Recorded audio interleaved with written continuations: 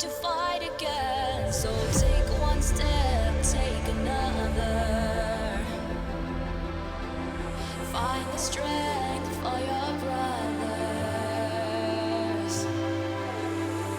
Erase the doubt with your battle cry. With your battle cry. You feel the earth move to the drum of steel boots. Banish the fear inside. You're strong enough that you don't have to hide. No, you don't have to hide. You're strong enough with your battle cry.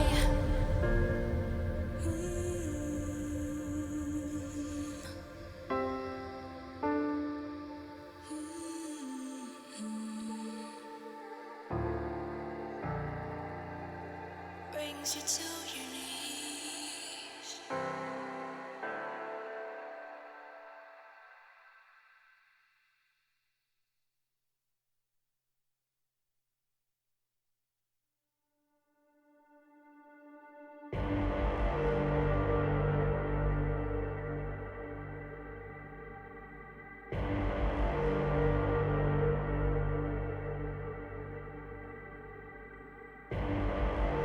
Rising out the ashes, coming from the ether. All I hear is static. Breathe a little deeper. Fallen, broken, a million light years away from home. My eyes opened, and now I've come to claim life. Oh, never let it go. These wings carry me. Live this fantasy. Running through the fire, fire. Gonna let it burn. I am the Messiah. Gonna let it burn. Running through the fire, fire. Gonna let it burn. I am the Messiah. Gonna let it burn. Gonna let it burn. Gonna let it burn. Gonna let it burn. Gonna let it burn. Found me in the darkness. Now they see me shining. Calling me a goddess. Thunder and the lightning. I'm falling, I'm faster. Making my way back, I'm close to home. I'm fighting harder because I've come to claim my throne. Never let it go. These wings carry me. Live this fantasy. Running through the fire, fire. Gonna let it burn. I am the Messiah. Gonna let it burn. I'm running through the fire. Gonna let it burn. I am the Messiah. And I live this fantasy. Running through the fire, fire. Gonna let it burn. I am the Messiah. Gonna let it burn. Running through the fire, fire. Gonna let it burn. I am the Messiah. Gonna let it burn. Okay, so this is me talking normally. We're going to that level, so I need to turn myself up a little bit. Testing 1 2 3, testing 1 2 3, testing 1 2 3. Yeah, I can hear you well. What about me? How's my audio level? You need to turn me up, turn me down. Just give me a second. Keep talking. I want to see the balance between game sounds. Alright, I'm just gonna keep talking, see what Monkey King has. Aghanim Scepter. That's a new one of my favorite items. No one built it though. Axe, Lotus Orb. Yeah, item as well.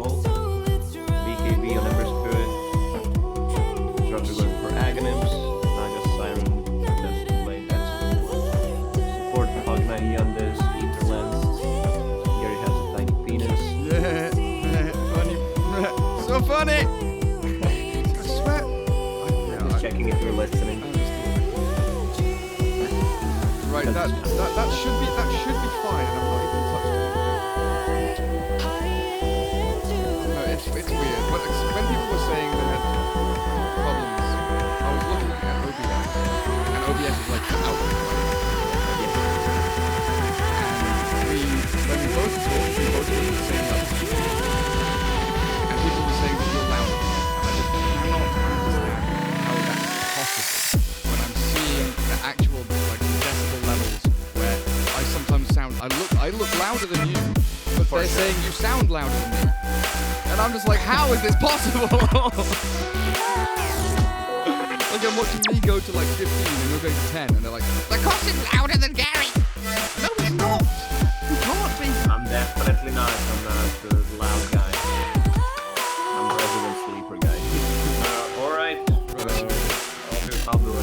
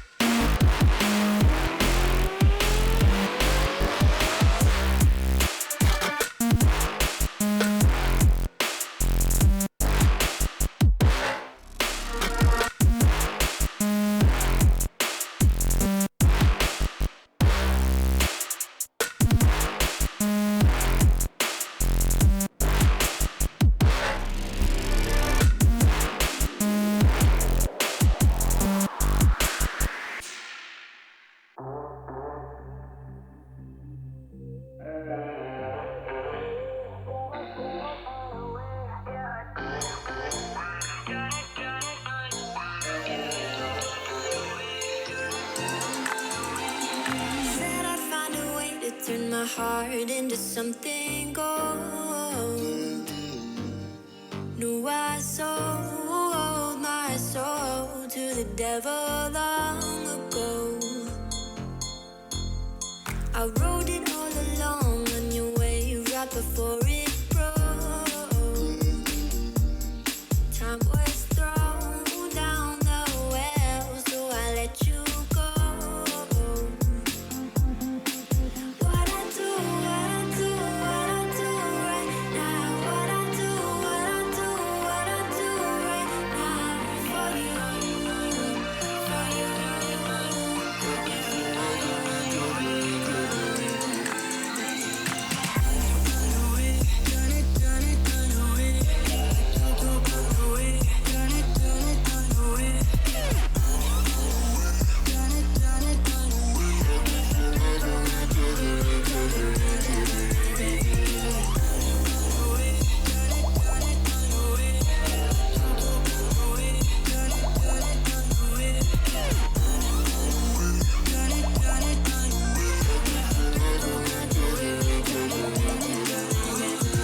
Carolina skies in the night, floating by your side. I fell up when you fell down, but we stayed in flight. I'm laughing to myself, 'cause I know that I can't deny. I can't find what you can't hide right inside my mind. What I do right now. What I do right now for you, for you.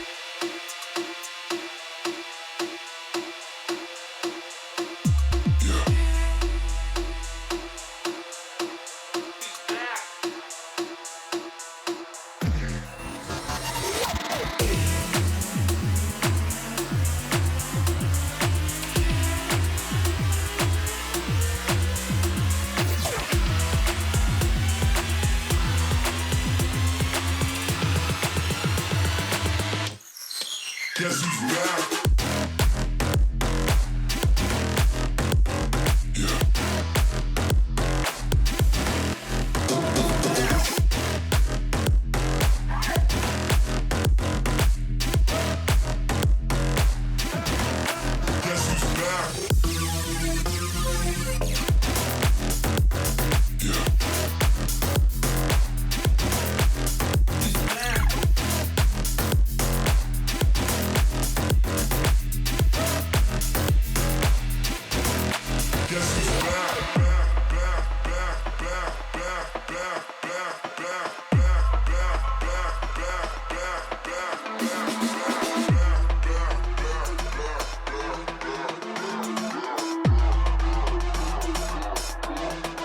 Guess who's back?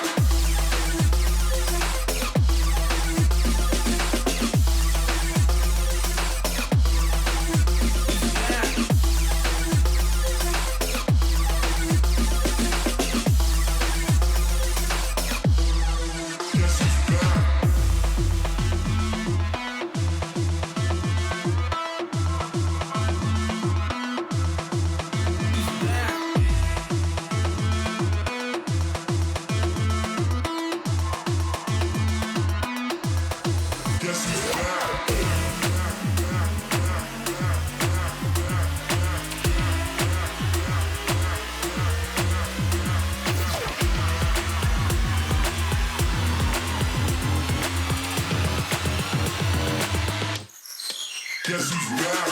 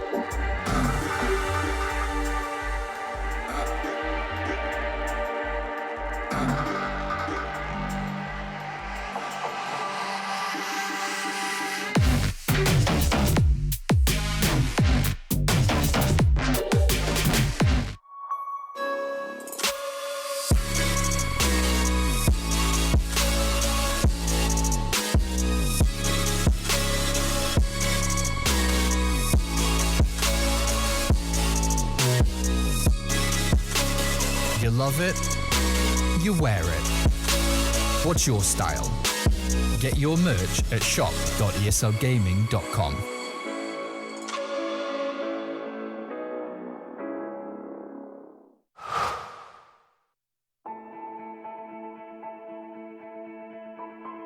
Dota's the kind of game where you kind of know you're going to win before it's even over. Aggressive on the run, Universe right behind him. They keep running out, but GG, well played. I was having a down day, and I decided to revisit some good memories.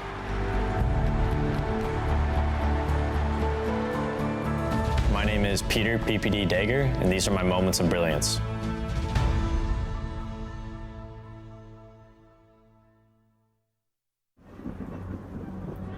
Multiple witnesses have reported mysterious shadow sightings all around the city.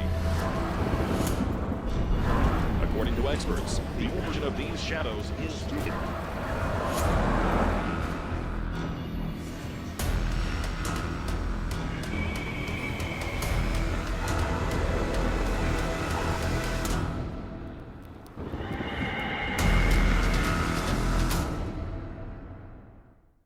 You leave it to me. I'll get your taxes in an okay place. What? Well, just as soon as my audit is over, this gets my undivided attention. Take a lot of trips to the islands, Phil. Pretty great, right? Oh, Phil's legally dead. Fell off a boat. Going by Dennis now. Solari. Long story. Then we got, oh, no, you're not gonna wanna see this. I don't think this is gonna work. Just okay is not okay. AT&T has America's best network, now with our best plans at our best prices, starting at $35 a line for 4 lines, new from AT&T. Everybody loves an underdog. Who needs to be liked? Mountain Dew Amp Game Fuel. Victory in a can.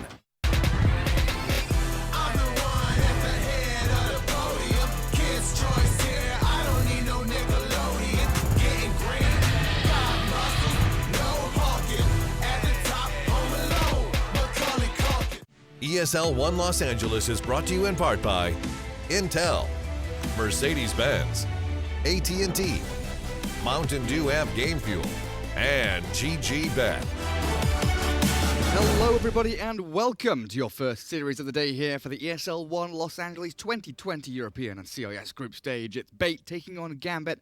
I'm Gareth, joined by Lacoste, and we've got our first pick coming. Good morning, Lacoste. It's a beautiful sunny day outside and we're in here watching Dota 2. As always, good morning, Gary. Yeah, weather in Croatia was very nice for the last 10 days, but the sad thing, I mean, you can go outside, but you can't do anything. You can go to some parks, I don't know, but you need to keep the distance. But just looking throughout the window, it's a perfect day for Dota, you know. Every day is perfect. It is.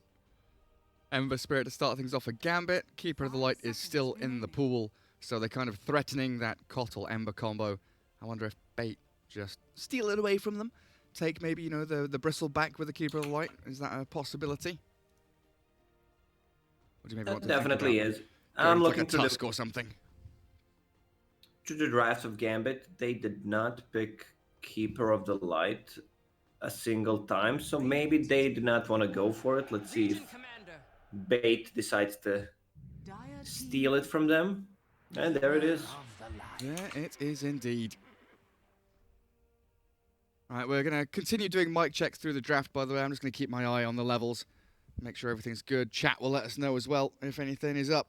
There's Legion Commander, Keeper of the Light coming out. Bans on Timbersaw, Grimstroke, Chen, Mars, Pangolier, DK, Nature's Prophet, and Beastmaster. 10 seconds remaining. Lots of I can't believe Legion Commander was not a popular hero like a year ago. The hero has everything. Like, you have nuke damage, you have heal, you have a dispel, you have ability that goes through magic immunity, lockdown for hard carries in the late game is always good. Like, this hero scales well. You can also build auras for the team. You can go for this assassination build if needed.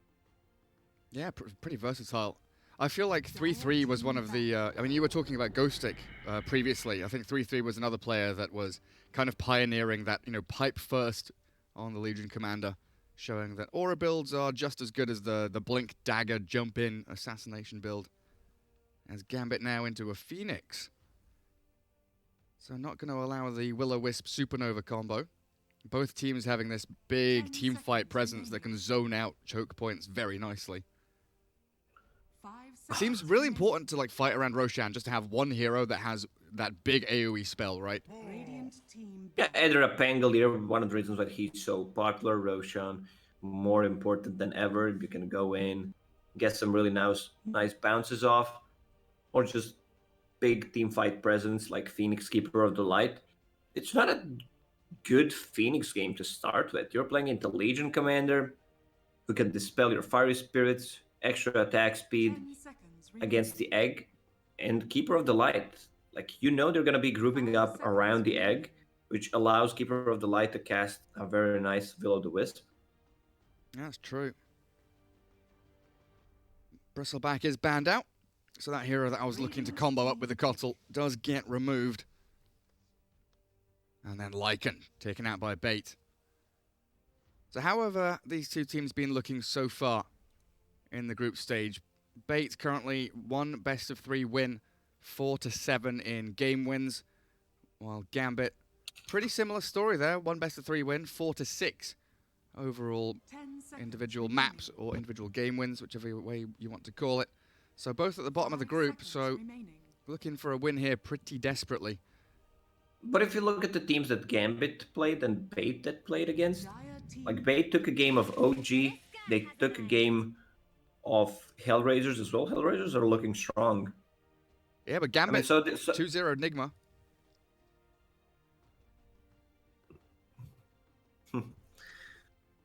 But if you compare Enigma to OG, like Bait is a team that can win against anyone, but they can also lose to anyone.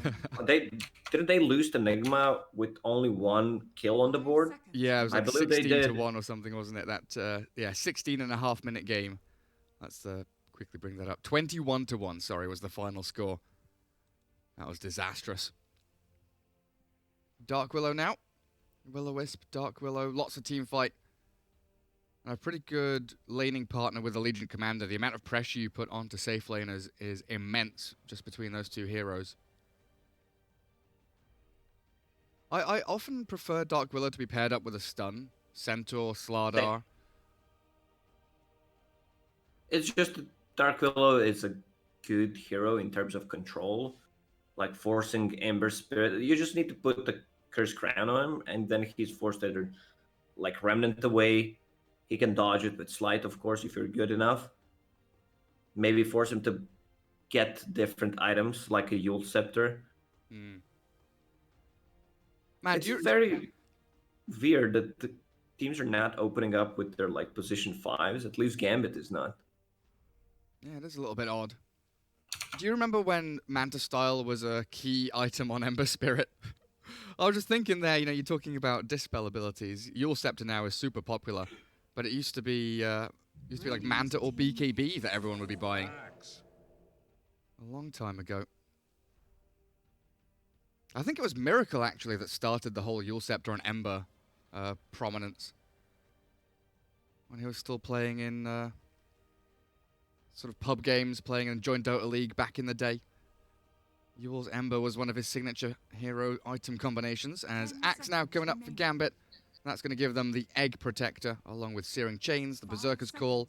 Some pretty good, tight combos there to allow Supernova to land.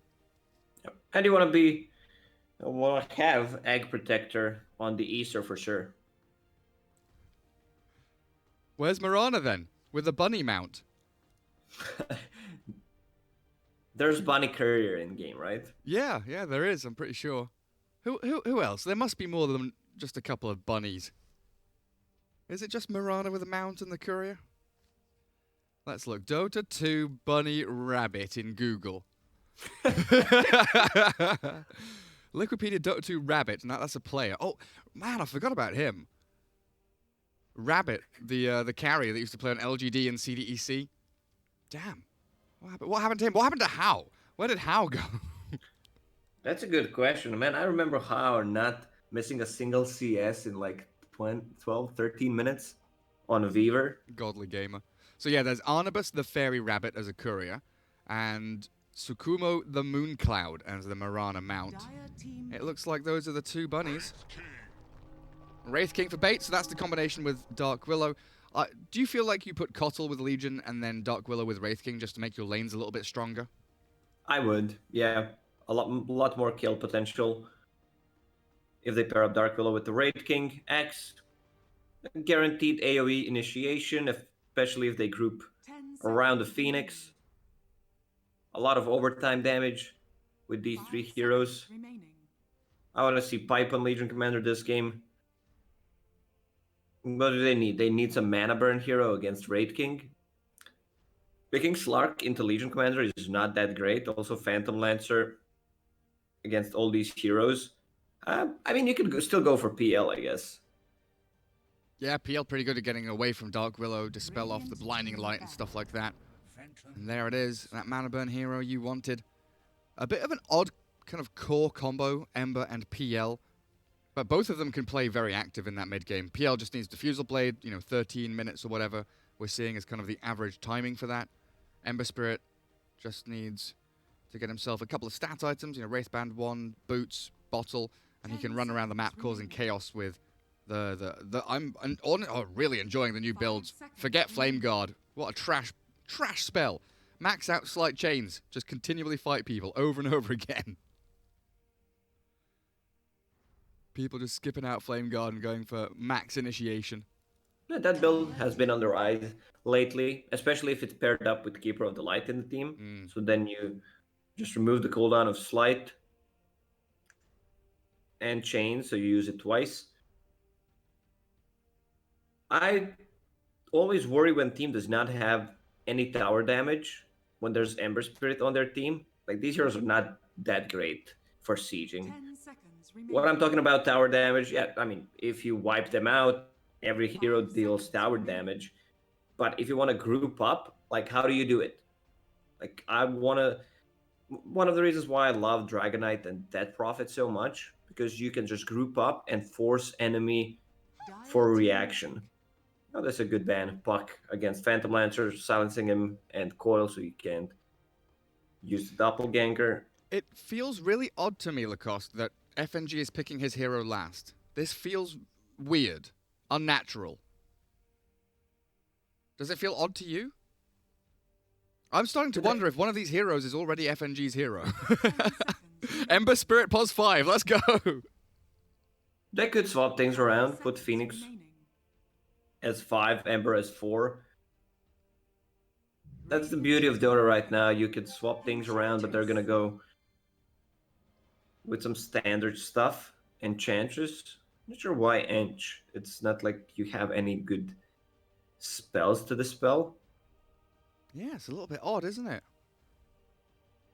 I guess they're looking for, like you were asking for tower damage, looking for a position 5 with tower damage. Chen is banned. There are very few heroes that fit the bill. At least Ench can, pick up a couple of creeps, make that rotation into objectives. As bait, their last pick, the Queen of Pain for Dendi. Should be going up again. I guess they could put the PL up against the Quap if they really want to. Doppelganger to dodge out Shadow Strike. But I guess you can do similar things with GPK on that slightly fisting Ember Spirit. I gotta say, I really love Bait's lineup. It looks good. Ton of magical damage.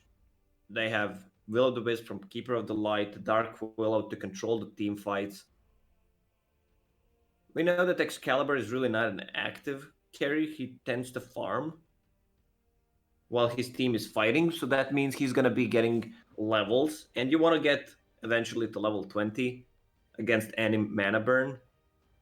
Reincarnation, no mana cost. Also, I don't feel like it's a especially good Enchantress game. Like, what is she going to bring? I love Enchantress when there's some really nice abilities to dispel. And there's a ton of magical damage on their side. They also have attack speed from Legion Commander. I believe Phoenix Egg is not going to be that easy to set up. The only spell you have to defend the egg is like Chains and Axe Call. But there's going to be a lot of chaos already caused by Bait's lineup. Let's get ourselves into game. And of course, ESL 1 LA 2020 brought to you in part by Mercedes with the MVP.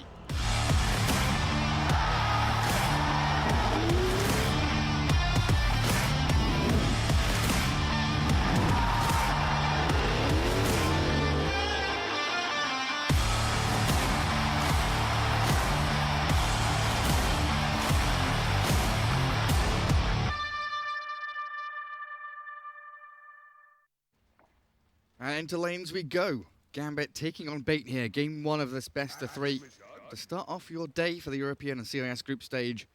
And Group A with LeBron Cottle, Ghost Stick on the Legion Commander, and King R. That Dark Willow bringing up the rear. Legion having a bit of a shouting match already. Ghost Stick that master level on the Legion. Dendi mid Queen of Pain against the GPK Ember Spirit. Dream Phantom Lancer with FNG Ench up top.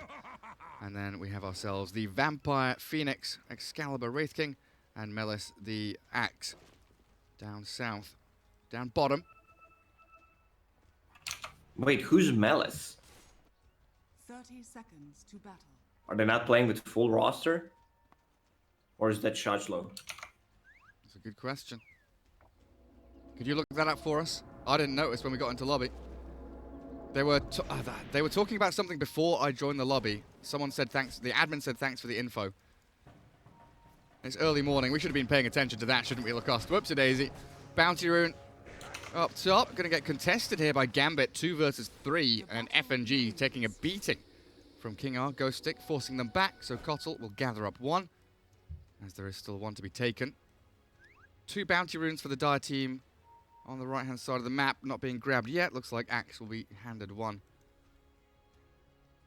What did you learn? What did you learn? Then they disconnected. So they will be pairing up Raid King with Keeper of the Light, it seems. All this jibber jabber.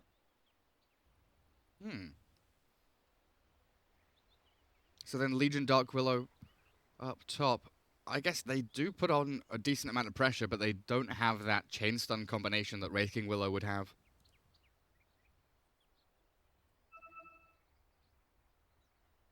So yeah, I guess Shachlo unavailable. Gambit playing with a stand-in. As far as we're aware. We can take a quick look at the odds while we're paused as well. Let's get those GG Bet banner up. Bait at 3.46 return. Gambit at 1.28 favored in this series, in this game 1. I think you, Lacoste, were leaning towards Bait's lineup. Looks much easier to execute, especially once you get into those mid-game fights. GPK with a very strong block here and a great first deny there from Dendi. One thing that I'm concerned about is 2 supports on Gambit's side. How do you start a fight? Like, I'm never a fan of having position 4 and 5 who can't really rotate. Yes, you can die, but you need other heroes to set things up for you. Okay, so they are doing what we were talking about. Raid King and Dark Willow combined together, much more kill potential. Combining those stuns. LeBron getting harassed a lot by FNG. Oh, get out of here, Keeper of the Light. He doesn't have a headdress. Keeper of the Light just wanted to body block this camp, so Enchantress can't pull. No pulling for you. FNG going to get blasted, and so's Dream. Great Illuminate there from LeBron. Queen of Pain having to salve up mid, taking some pretty good harass from GPK. Sleight of Fist to cancel out a bit of it as well. As Excalibur having to handle the Fiery Spirits from Vampire. Battle Hunger level 1 here as well over on Axe. Nothing to dispel it either, so lots of damage over time, chipping away at them. And they don't have, so the Keeper of the Light is the one with the headdress top, and maybe that's what they were considering early on, is that they need some kind of regen and sustain in this lane against Axe Phoenix, because they don't have a great amount of it here. Yeah, if you check the items on Dark Willow, like, it's a Ring of Bassi early on. It's not like she's using or spamming any spells. And neither is Raid King. Like, he has Vampiric Aura level 1.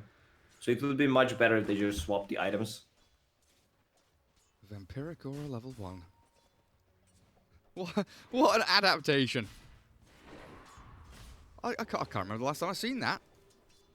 It gives damage. It's also like a little bit of a regen in the laning stage. Oh, GPK getting a salve cancelled by Dendi's right click. It's such a mind game lane, Queen of Pain against Ember Spirit. You've got Slight to dodge out right clicks and try and get away from Shadow Strikes. Dendi has been fake pumping as often as possible to mess up with the Ember Spirit's play as top lane. Ghost Stick slowed down now by FNG, and First Blood spilled just like that. Legion Commander stuck inside that creep wave with a Satyr from FNG annihilating the Legion. Down bottom, Cursed Crown towards the Axe as a bit of a dive in to gather up the double wave.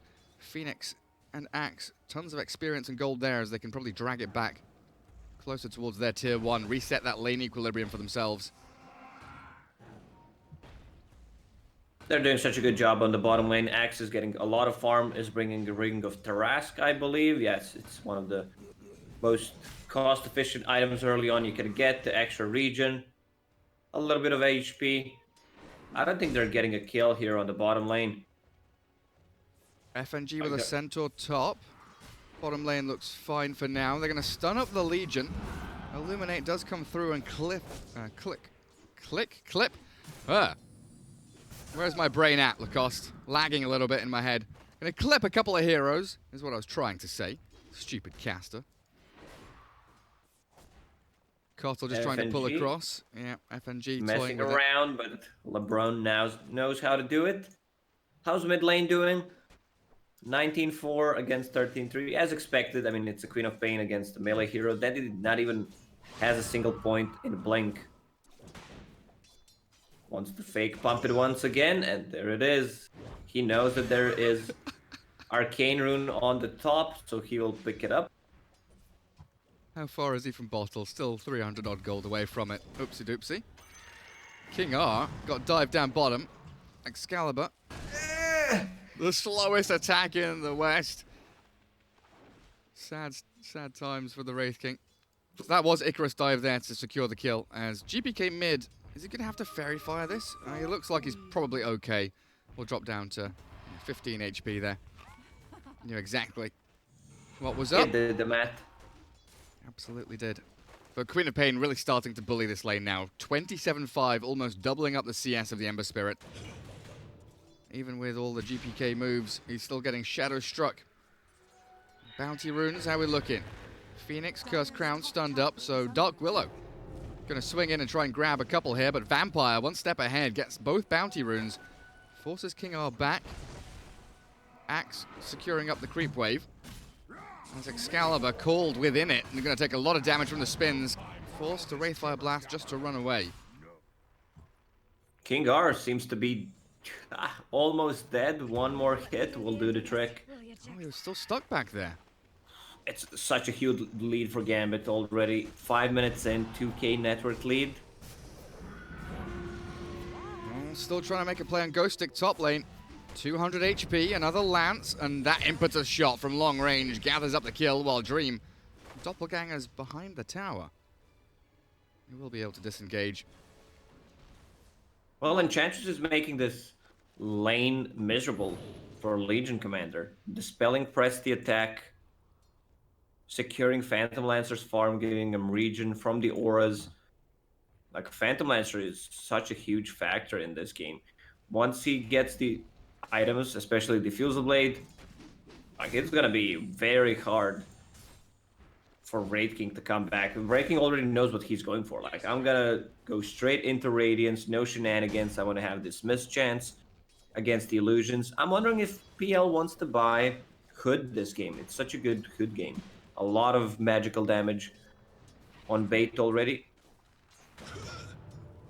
Ember Spirit trying to catch up in the mid lane, forced Dendy back, and of course picked up that bottle refill with the Invis rune. Still holding on to it. Dire Vision secured around entrances to the jungle camps and these outposts from an early point. Oh, top lane, they're going in again. Stomp onto LeBron. That Keeper of the Light is very speedy, but with the enchant slow, oh, Dream's damage from that Phantom Rush clears up the Cottle. And FNG trying to skirt around the trees. Juke in, dropping his shoulder, but Ghost Stick has got the final touch. They might open him up here for a bit more harassment from Dream, but unlikely to die. We'll be able to run away just fine. Down bottom, I thought I saw heroes converging. Every lane, Lacoste, is just action-packed. 1 to 5, Gambit in the lead, though. Yeah, you hate that, don't you? Yeah, I'm catching the kills, though, buddy. I'm catching kills. I'm watching King R as he gets called up bottom. He's placed down his Bramble Maze, and now Shadow Realm away. Damage over time, though, with the Battle Hunger and the Fiery Spirits. Clear him up with a dunk. Meles says that exactly. I'm not sure why he's saying sir to Dark Willow. That's not very nice. Little madam. Well, maybe she forgot to shave. I don't know. Well, Axe with a Blink Dagger. I love this belt. Like, he understands that they have no ways of initiating from their position 4 or 5. So you're just rushing a Blink Dagger after getting that Ring of Thrask. Seems good. Dark Willow is not having a good time. Level 3, 0, 3, and 0. It sure has been rough. And now Wraith King, oh god, Dendy, so close to death, does have the 12-1 charges, so I guess he was taking that into account anyway. But Excalibur has just bailed on bottom lane. Forget that, I'm jungling now. We might see an excursion here from Axe and Phoenix. Play a little deeper, as both outposts controlled by the Dire as we close in on that 10-minute mark. It doesn't feel like the Radiant are able to make any moves to get up there. Like, surely you want Excalibur top now, right? You want him to be playing into these jungle camps, pressuring tier 1. I want to see Radiant kind of get up to this area where Dire have the Observer Ward and try and just find a kill somewhere. Because you can't go bottom, that's for damn sure. Well, he's going bottom. Okay. Like, he's going to be switching from jungle to bottom. But there's a huge stack of Ancients for Axe. I'm not sure if he can farm it right now. He only has 1 point in call. It should not be enough. There's the boys there, Ancient Prowlers. FNG gets a solo kill on LeBron. By his tier 2, that's my bad. T-Tours. LeBron gets slain. That's LeBron's bad. Okay, if you give me that one, that's fair enough. Dream keeping Ghostic out of the lane, but bottom's where the action's about to kick off, it looks like. Queen of Pain's down here looking for her first rotation. Sonic Wave yet to be used. If you check what Excalibur just did, like, he started playing aggressively, which he was not doing in the laning stage. Like, if you keep doing that when Queen of Pain is missing, you can just fake it that Queen of Pain is there. But right now, he did it for the first time, and Gambit knows. That's a good point. So they give up the bounty rune, both of them back up. Axe was sitting by his tier 1. They felt that kind of process of elimination, the shift in dynamic from the Wraith King. It does give Ghostic a good amount of farm time top now, as we can switch over, look at hero levels for a second before clicking over to net worth. PL up at level 9, and that's the key hero that you were looking for, as his farm rate accelerates. 4.6k net worth up on him, 4.5 on the Axe. And that's an Axe who is now 600 gold away from Blink Dagger. Axe is getting way too much from this lane. He's gonna pressure the tower. I believe they're not gonna even defend it. Then they already TP to the bottom lane. His TP will be ready in a couple of seconds. And he does do just that. Excalibur still trying to lead the charge there. But again, Axe and Phoenix, they feel this one coming. Dire Observer Ward giving them a bit of vision around that outpost. And we did get the 1-for-1 outpost, just looking back across the chat log. But that's the second TP, second rotation from Queen of Pain, and nothing happens. Wasted time. Queen of Pain had great start in the laning stage. CS-wise, 51 against 47 on Ember. So Ember Spirit recovered. Now Queen of Pain at the middle, even more to bottom of net. Jesus, how does Enchantress have so much gold? Solo killing people, farming jungle camps. 2,600 net worth on FNG. I was a little bit upset that they last picked the position 5 hero. Oh, he's just placed a ward under a sentry. Sad times. But he's less of a pos 5 and more of a pos 4 in this game. Vampire picking up the pieces on the Phoenix. Still reasonably good net worth, 12 minutes in. Tier 1 tower for PL. He's going to shift down into the more dangerous lane to farm in, usually. But of course, PL with the doppelganger and the escape mechanisms he's got, much more adept. Are they still trying to defend the tower that is not there? What is Bait doing? Like, they just rotated. Dendy's in trouble. The blink heroes. call from Axe. Dendy's co-op dunked into the ground as she farmed jungle on about 20% HP. This is just disastrous from Bait. It feels like they've not woken up yet. Wisp, Community on the bottom lane only catches Phantom Lancer illusions. And now the dive comes in. Quick blinding light and the fear, but the supernova over the top. TP out from the Dark Willow. Is it going to be enough? Finally, King R gets out, but they lost LeBron. Dendy's down, and Gambit are just cruising to victory in this game. 9-1 with a 6k lead. Tier 1 tower mid. Yeah, let's go for it, guys. PL can shove tier 2. They'll try and defend that. But every step of the way, Gambit are making the right play. I don't know what the plan was there. They planted a ward in front of their tier 1 tower who was about to die. They forced 4 heroes to rotate there and got nothing out of it.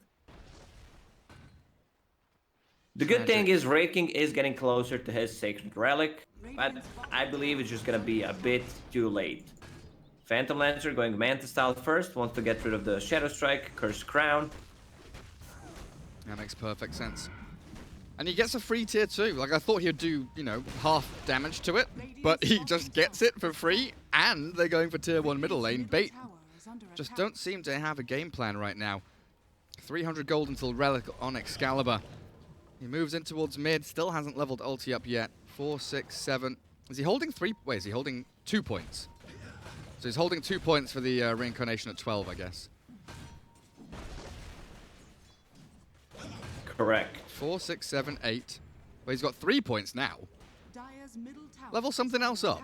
Get another point in Wraithfire Blast. Come on, buddy. Like, that spell is so shitty, man. 1.1 second stun with 70 damage. It got nerfed to the ground. Thank you, Hector. Is that who you're blaming? Probably. The Hector Wraith King spammer. So PL Manta is now completed, and he's got free reign of this jungle. Outposts both belonging to the Dire team, and FNG has a massive wave top to farm. Does he have a courier coming out? He does, so Tread's on the way. Dendy thinking about sniping the courier, takes that out before jumping FNG. He can't really go for a TP just here. Oh, maybe he can now. They're not diving, they're not going for it. I thought Ghost Stick with a duel and the magic damage from Dendy would surely get a kill on FNG. The duel does cancel the TP, but Dendy's gone to farm crepes. Duel ends. Come back, Dondo. FNG doesn't have any points in heal. Sonic Wave? Wait, was that what? necessary? Like, there was no way she's getting out of that. I think Dendy's a bit tilted. He's like, I'm just going to kill this bloody enchantress. She's going to die. She had no TP, though. Oh, whatever. I mean, they could have TP'd multiple heroes top to try and defend her. Dendy just wanted out as quickly as possible. Second kill up on the board there for Bait. And they're bringing numbers top to try and take down the tier 1. Well, first objective of the game. Let's go. The question is, would you use Sonic Wave to double the amount of the kills that your team has? Probably. The sad thing is they only had 1 kill. That is very sad.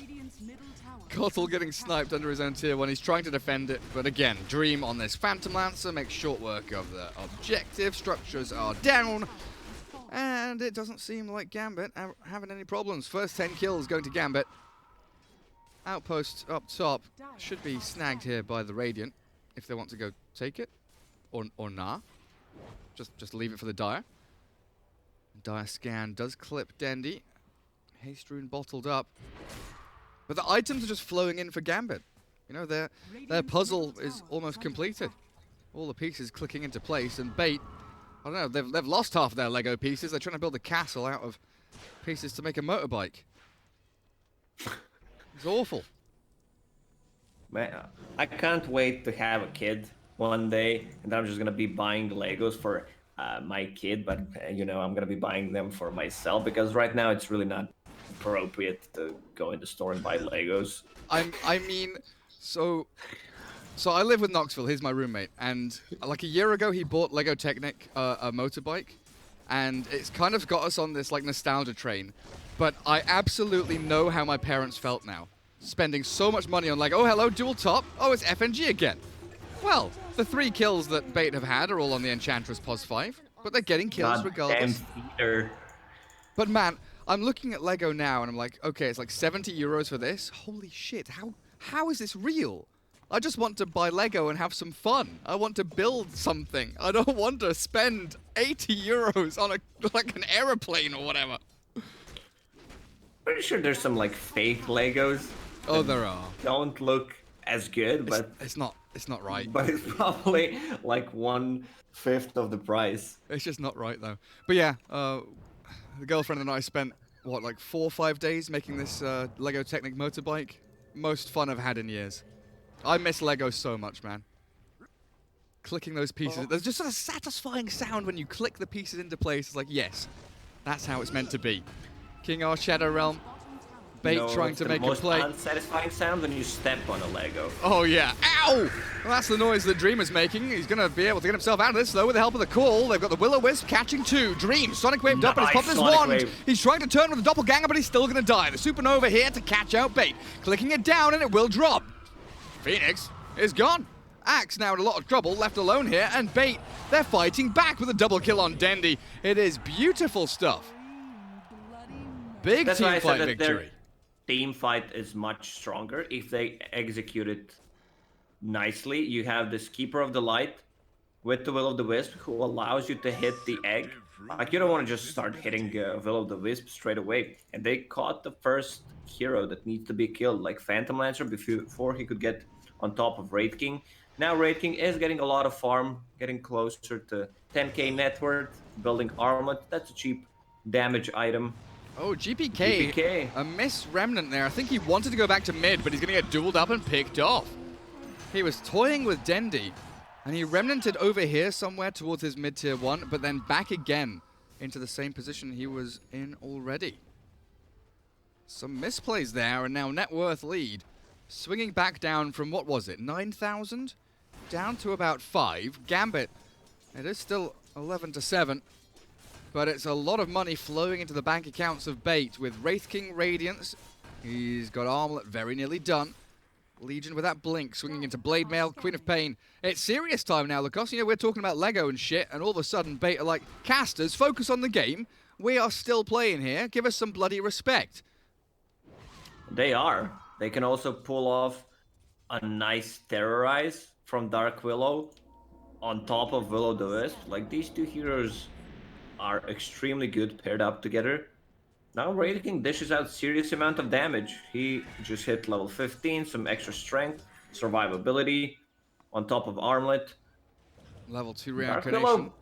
Dark Willow bought the Tome for herself. She's low level, but I would prefer to give Tome to Wraith King in this scenario. You want to get him to level 20, no reincarnation mana cost. Then he's not afraid of Phantom Lancer anymore. PL closing in on a basher after Diffusal Blade. Only about 1,000 or so away from it. As Gambit group up as 4 mid lane. Keeper of the Light takes out the outpost top. Ghostic potentially looking for a blink duel there. Not committing just yet. As Dendi finishes off Treads after the Yules, now back into BKB. And Wraith King going for Mjolnir. Not wanting a BKB of his own. Item progression for Wraith King when playing against Phantom Lancer, Radiance, and Mjolnir. Not necessarily Armlet, it feels like Excalibur just loves the item. He built it on Dragonite. We've seen a lot of Dragonites in Europe/China. No one is building that. Now Bait's turn to come out and smoke. They're expecting PL to be kind of naturally farming his way back through the jungle. It looks like Dream playing much safer than expected, though. Because, you know, you push out this bottom wave, you fall back, you've got Ancients, and then 2 camps to farm, and then you can go back, look for runes, go to your triangle. And that's what Bait are kind of gambling on there a little bit. But Gambit very, very delicately holding their tier 1 mid and looking to secure up Roshan, which is going to be that primary objective for both sides in the coming minute or two. That one big fight for Roshan, both teams with some pretty damn good choke point battling abilities. But you might Here's the duel. Want to get this dual Sonic Wave onto GPK. And a double damage rune spawning bottom. Oh, PL's going to grab it. Double damage. This is important. They just need to stall, get a pick off, and continue to get the levels on Wraith King. Like, Wraith King just flash farms with the Skellies, with the Radiance. So if they can stall this game for another like 5 minutes, Wraith King gets to level 20, it's going to be much, much easier for them to take a fight. He's going to have... Oh, he's going... BKB. Who, Wraith King? Switching back? Yeah, that's what I was wondering. He had Mjolnir and he switches back to BKB. I don't think you need a BKB this game. Like, you might buy it a bit after, if needed. There's no disarm at all. Like, what are you trying to get off? Searing Chains? That's why you have Legion Commander behind you. It's been like 3 minutes since Gambit had their last kill, by the way. After such a great first 20 minutes, getting, 11 kills, racking up that net worth lead, they have been stopped completely.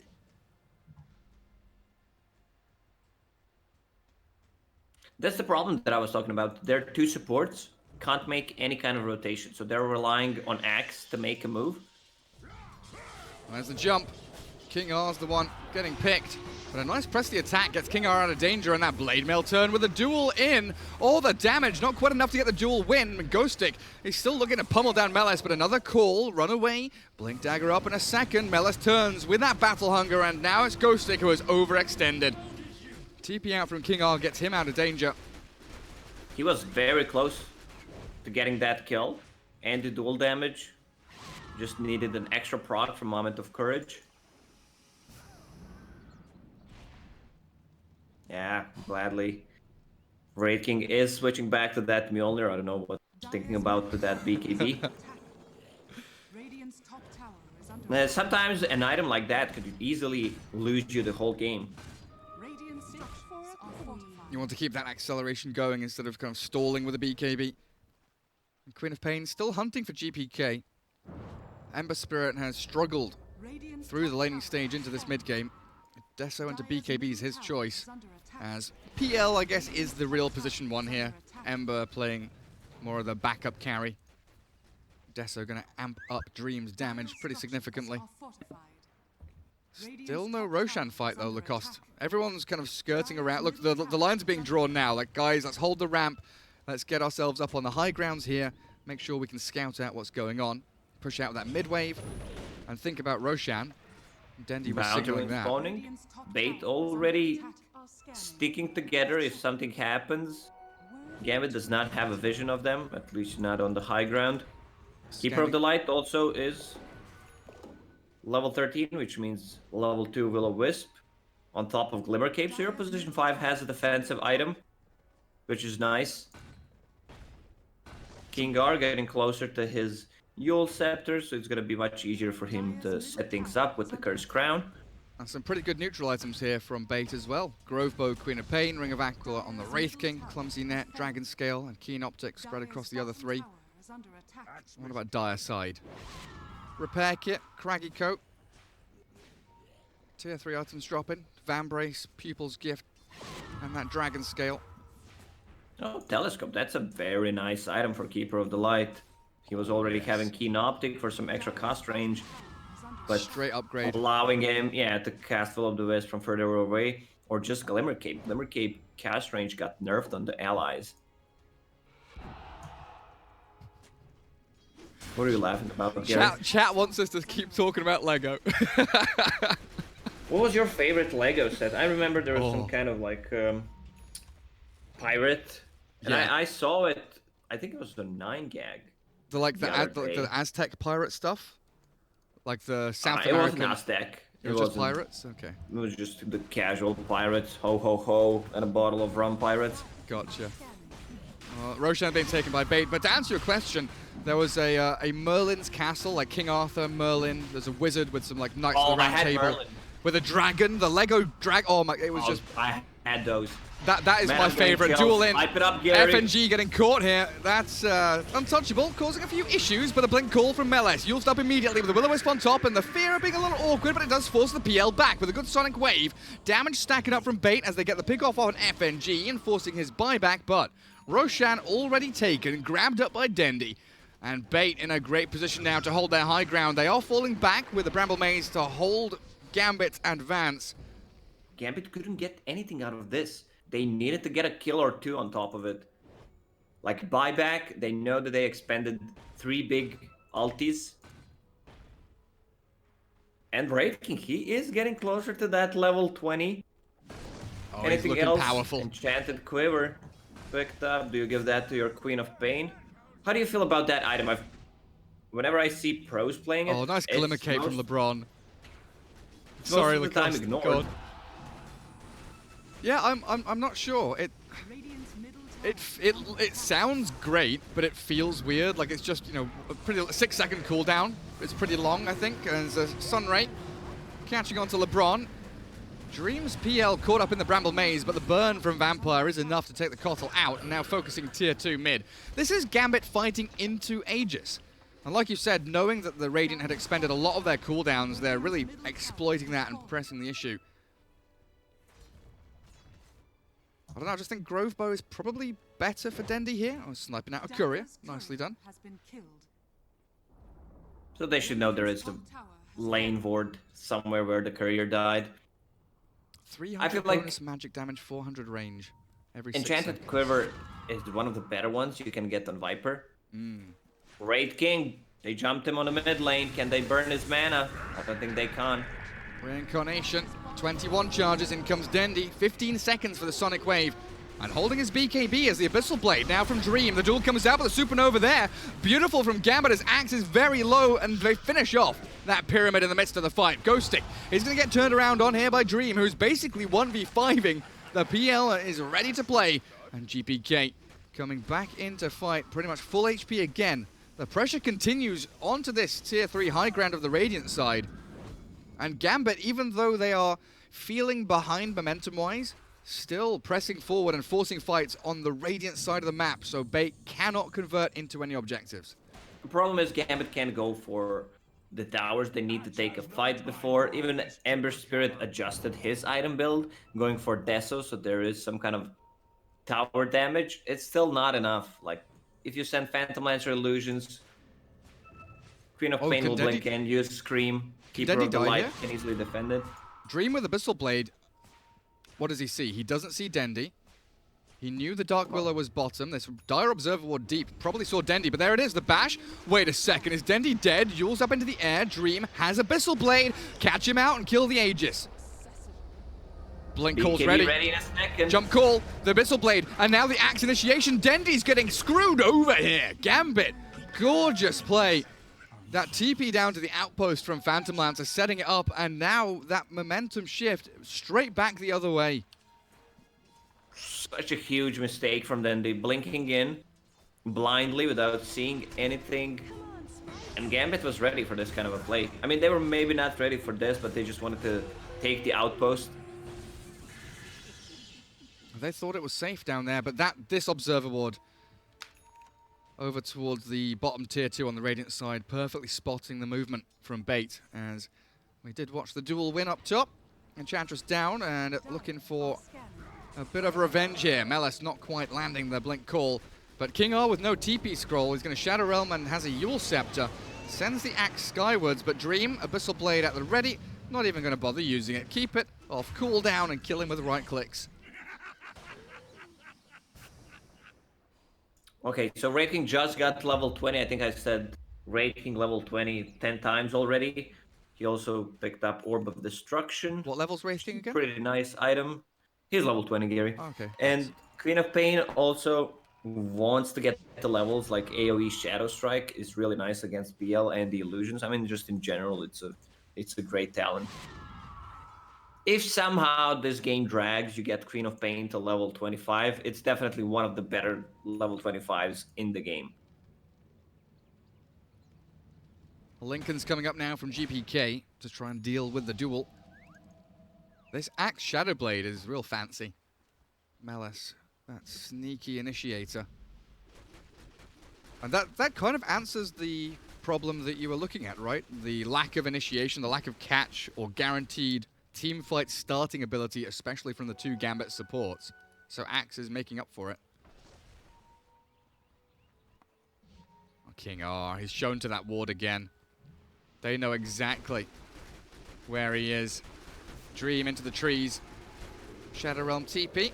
Can't cancel this one. He was very likely just spam clicking Abyssal Blade to try and stun him if he came out of it. They're hunting in the trees down to the bottom right as well. Vampire and Axe, Phoenix and Axe, sorry, are going to spot out Ghostic. Is he going to blink TP? Oh, Axe spots him. Misses the call. Press the attack into TP. Centaur Stomp too far away. Nice attempt from Gambit. But they do force the Radiant team away from this bottom lane. So there is no counter shove towards the tier 1. And that's why Dendi is so frantically pushing out top lane now. There's no vision for Bait at the moment. They have one observer just placed on the top lane. This Gambit early gem pickup, I feel like getting gem around 25 to 30 minute mark is such a high value. If you kill a couple of wards, you get the money back. Raid King, no mana, but you know, level 20. Wraith King does have the static charge on him. Looks like he's going to lose the first life as a duel into the back with a decent sonic wave. It catches the Phoenix, but with the fear, X-Vampire still gets off the Supernova. And now what do? Bait just have to turn and run. They can't stand and fight inside that Supernova. And a win for Gambit here as they chase Ghostic down. Buyback available for her, but not for the Dark Willow. And high ground surely going to be attempted. Gambit, fresh creep wave arriving.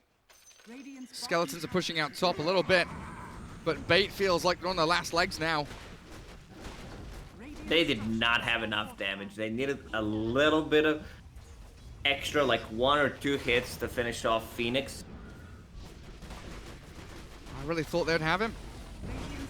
So very close to finding that difference maker in a team fight. And now Mallet with a 2-man call. They jump in deep. Cottle, Wraith King both getting caught, and LeBron's gone. 50 seconds, but he buys back straight off the bat. Excalibur back in with the armlet 1. Still alive, armlet has the toggle. reincarnation as well. And Gambit might have gone a little too deep. The wave now arriving on this bottom lane. Dream focusing melee barracks. So they want to try and finish that one off. Legion Commander respawning with duel ready. They also have that fear from Dark Willow. But it's going to be Rax and run. Wraithfire Blast, nice little stun onto Dream. The duel, they've caught the illusion. Oh dearie me. Yule's up onto the axe to stop the Blade Mail doing damage, but the 2-man call has held him in place for long enough for GBK to get a kill on King R. Still no buyback on you, Dark Willow. Ghostic glimmered up and he's trying to run away, but the slider face from GPK clears up yet another kill. And Ghostic, sure enough, is holding buyback. But Gambit, do they just go mid tier 3 now? Do they go second lane of barracks, or do they want to go bounty runes? And okay, yeah, they're going mid tier 3. That's a lot of damage. I can't believe he actually dueled the illusion. It's easy for us, you know, we see everything. But when you're playing against the PL, if there are a couple of other illusions, you're afraid. He had to risk. Dream microing those illusions as well. His main hero was just focused on the barracks. Excalibur does have reincarnation again. They are struggling to bring him down twice. But Dream doppelgangering away from the Wraithfire Blast. Second lane of barracks down now on Bait's side. And Gambit with a 16k lead. Go back, take high ground, grab up some little runes here. There's bounties bottom if they want to. And Roshan, 1 minute 25 away. Next set of items coming out for Gambit. Phoenix has 3,000 gold, just hit level 18, so that means you need to attack Egg 13 times to kill it. Phantom Lancer will finish his Satanic, so status resistance, great against all of these heroes, and it gives him like an extra life. FNG just jumps down into the low ground as a Supernova picks up GPK. They're focusing the Phoenix here, and it will bring down 2 heroes. Codal has fallen as Phantom Lancer, a lot on his shoulders now. Trapped inside the Will-O-Wisp, Meles down, and the gem is dropped. King R onto FNG, and a 4-hero stomping from Bait. FNG walked down to try and defend up GPK, but yeah, no Lincoln Sphere. He switches back into Daedalus, which I'm starting to feel is maybe a mistake on that Ember Spirit. Getting dueled up and destroyed. Watching Bait execute this nicely, it seems so easy. You mentioned how their lineup is easy to play. All right, get the duel off on someone, put Will-O-Wisp on top of that. So you know there's going to be like a guaranteed duel. Terrorize. It's such a strong team fighting combo. I just don't understand why Gambit are making risks coming down into the low ground from that high ground area when Roshan is about to spawn. And a duel onto the Phantom Lancer now. Yeah, Dream is getting caught. He's gone. No buyback. He's dead for a minute and a half. He just bought Satanic, I guess. Or Butterfly. One of the big items. Satanic, yeah. What just happened, Lacoste? What are we watching? Like back and forth game. They lost 10,000 gold, maybe even more. So Cheese and Aegis. Dendi with that Aegis also giving levels the Queen of Pain. 3 levels. Like once she hits level 25, they have 2 fears. Scream of Pain and Terrorize. I need to gather my thoughts here a little bit. Because usually I love praising FNG as a captain. His decision making, his warding, his map maneuvering is very often an art form and beautiful to watch. But what they did just there, I just can't. He's not controlling Phantom Lancer unless he shared the controls with him. Okay, going into the Roche pit. I think PL's move there is desperation. Like, is Roshan alive? Let's scout it. I'm pretty tanky. I can maybe survive. But the team movement, where FNG does have control, coming down the ramp, not knowing where the Radiant are, knowing that Roshan is within spawn parameters, you know that fast spawn has happened, and he should be spawning in the next 2 minutes or something, is just super odd to me. Well, they'll have to pick up the pieces now. 6k lead as it diminishes from about 15,000. Gambit losing out on that, but they are still 2 lanes of barracks up. And Bait pressing forward towards the tier 1 down south. Wraith King, incredibly powerful now, working on the Assault Cuirass after MKB. So that Butterfly on Phantom Lancer. Yes, he's tanky with the Satanic and the Abyssal Blade. But a duel into a couple of hits from Wraith King, and PL could quite easily die. Yep, MKB on Wraith King plus Enchanted Quiver gives you True Strike. They could easily take him down. There is no save. You can use Sunray. That's all you can do. Ghost Stick Gem stolen away from the Dire team. Cheese ready. Dandy does have that Aegis for another almost 3 minutes, 2.5 minutes. What's Cottle got?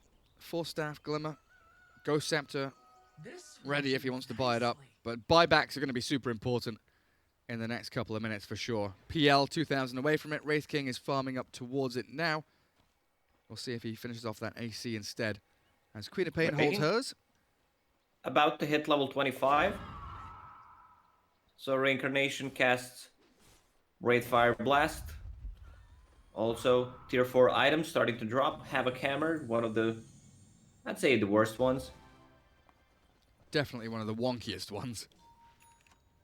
Whose idea was Havoc Hammer, guys? Like, the stats are good, but the active is like, really? I think if it gave it, I think if it was like Inner Fire, like it disarmed them for like a second and a half or something, instead of just slowing them, I think then it would be good. Just seems odd It that might be a bit OP, like having AoE disarm from an item. True. Oh, Flicker, Prince's Knife again, Witless Shaco. We'll see how these all get distributed now. As on the Dire team, yeah, only 2 items, while 3 up on the Radiant now. Need to keep on farming those ancient camps, get the neutral drops up.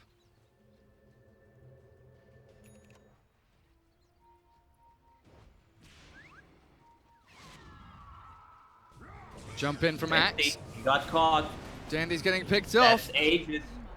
Is it a second kill as well? Dream has the Abyssal Blade. Yeah, he's doppelgangering forward. He wants that Abyssal to stun up Dandy. That is so quick and dead for 90 seconds. No buyback. He's 900 gold away from it. He just finished off Orchid. Oh, Dandy, Dandy, Dandy, baby. No, They no, no, don't no, know. no. They don't know, but they will probably try to force it. You can't force what's not there, right?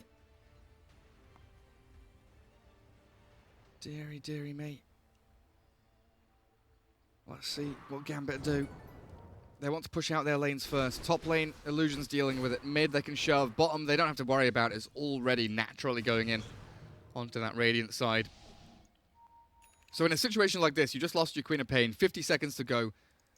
As Bait, you have 2 buybacks on your supports. Do you want to go for a risky play and try and smoke out of your base, or do you just hold behind your tier 4s and hope for the best? If Gambit knocks on your high ground, you would rather fight in your base, to be honest. You already lost the Aegis. Wraith King, he decided to go for Vampiric Aura instead, so that's 45% lifesteal. It's great for his team against PL and the Illusions. Look at the positioning from Axe.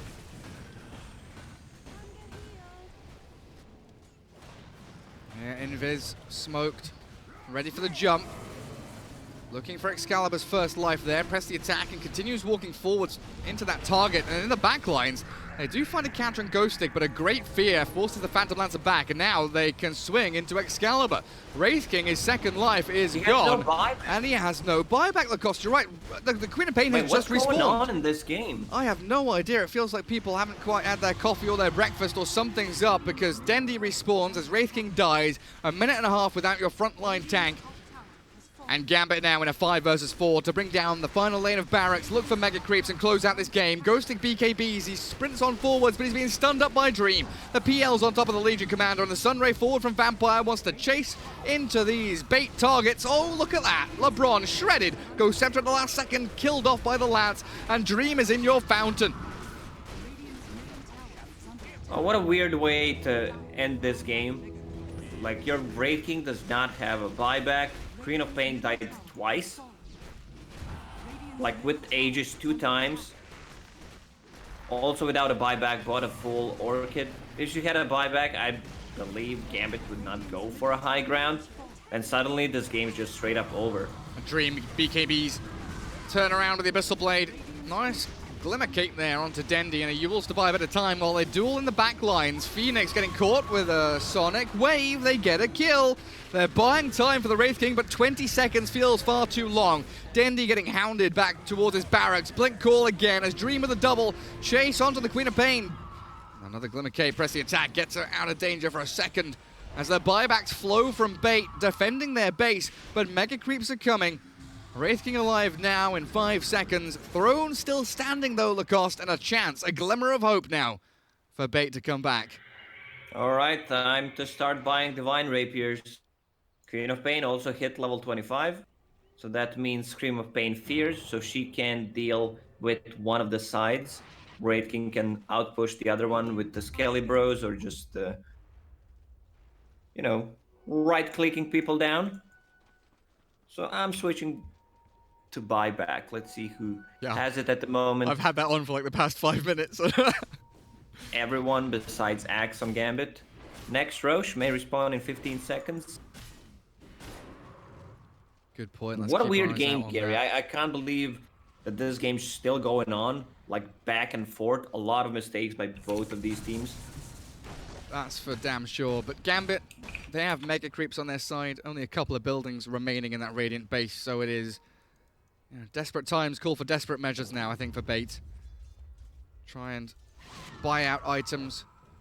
Try and press the issue here, find pickoffs. But Roshan, 1 minute 40 seconds. Reasonably long spawn. PL with 35,000 net worth. Holy shit. Prince's knife still up on him. Where are these neutral items then, eh? The Leveler going out for the Radiant. Legion still holding on to the Havoc Hammer. Dire Team, Timeless Relic, Ember Spirit, Magic Lamp Phoenix. This will do nicely. Shadowblade Axe moving forward, scouting out Roshan. Nobody's home. Still another minute to go.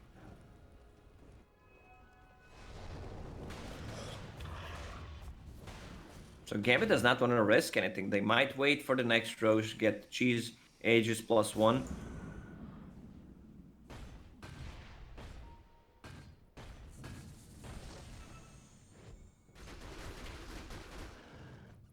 I mean, PL, 5,000 saved up. Moonshard time soon. Because his Aghanim Scepter we saw the other day doesn't seem particularly good. Yeah, I thought it was much better. I just didn't know how it works. I tested it out. It just removes the cooldown and minimum distance. Bonus agility is still on cooldown. Yeah, just gives you the actual movement, the rush, not the bonus agi, which is very sad. Bait now holding high ground. Vision pretty limited here for both sides. Radiant sees in their own jungle, so process of elimination. They're probably going to walk up high ground into Excalibur. Stands his ground on the bounty rune spot. Dire Obs and Sentry here, giving pretty good vision. for Gambit as the blink call misses Dendy. Haste and then Yules. Ghostic looking for the duel with a Cursed Crown. Landing on Melis, but he's disengaged as the Fear into the daggers, going towards the Phantom Lancer Illusions, but Dream doesn't give a damn. Focusing Excalibur, trying to take down his first life. Dunk him into the ground. And a Supernova perfectly placed on the high ground. Oh, it's beautiful. And Ghostic's falling. The base, the throne, it is falling. Glyphed up for now, but the heroes on bait, they're all dropping. Legion Commander dead for 100 seconds. Dunked. Queen of Pain does buy back. But Gambit not losing a single soul. And all they need is a few hits on the throne. No glyph now, so PL can click away to his heart's content.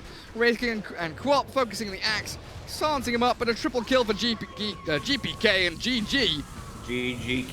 GGK called out. Ghostic, King R, they tap out. Gambit take game one in a back and forth, reasonably sloppy affair. But Gambit had the much better overarching game plan, much better play overall, I think. Gambit gave them 2 times a chance to come back into this game. They didn't use it properly. They had some good team fights with Keeper of the Light and Dark Willow, but in the end, they just made much more mistakes. Dendy dying twice with Aegis, and also dying after that, not having a buyback, then Wraith King dying without a buyback. It's just way too many mistakes in one game. Sure was. 45,000 and 46,000 damage on GPK and Dream. Tons and tons of damage there. Dream with 16,000 building damage as well. It doesn't look anywhere near as good for bait. GPK 11-3-10, 11-2-12 on your 2 cores here for Gambit. They did exceptional jobs at keeping themselves elusive and out of danger. And FNG with a spectacular performance on that Enchantress. Really did show us the last pick Enchantress can make the dream work. As game 1 goes to Gambit, Lacoste will jump into lobby for game 2. Best of 3 keeps moving on forward. So we'll see you guys after the break. My name is Jordan Gilbert, aka Nothing. Hi, my name is Sue Lee. My handle is Snix. I think it's important for these initiatives to happen. Empathy really, really goes a long way, and it always means so much to us, and I think that's where initiatives like this really help. I encourage everyone in the community, anytime they see bullying, anytime they see someone getting called names, I encourage you to step up and say something. Good luck, have fun. Good luck, have fun.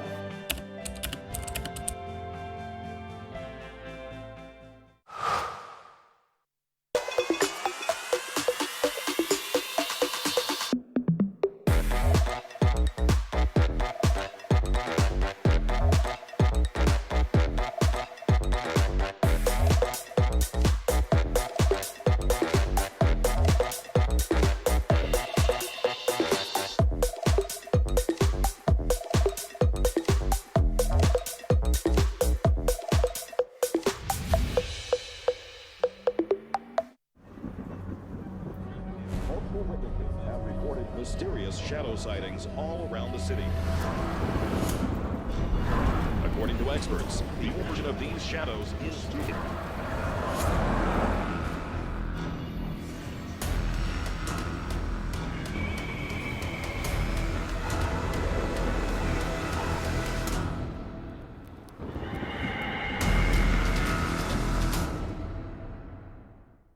You leave it to me. I'll get your taxes in an okay place. What? Well, just as soon as my audit is over, this gets my undivided attention. Take a lot of trips to the islands, Phil. Pretty great, right? Oh, Phil's legally dead. Fell off a boat. Going by Dennis now. Solari. Long story. Then we got, oh, no, you're not gonna want to see this. I don't think this is gonna work. Just okay is not okay. AT&T has America's best network, now with our best plans at our best prices, starting at $35 a line for 4 lines, new from AT&T. Everybody loves an underdog. Who needs to be liked? Mountain Dew Amp Game Fuel. Victory in a can.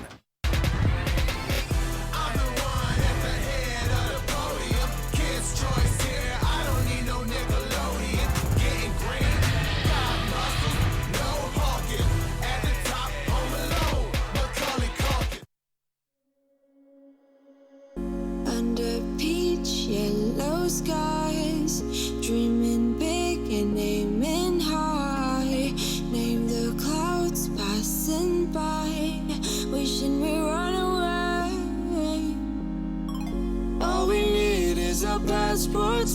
baby. Leave the rest in our troubled minds. Let us go down in laughter, baby. Trying to figure out what we're after. We're never heading back until we're older. We couldn't care no more, not any longer. Under peach yellow skies, we keep on searching, but we will never know what we're after.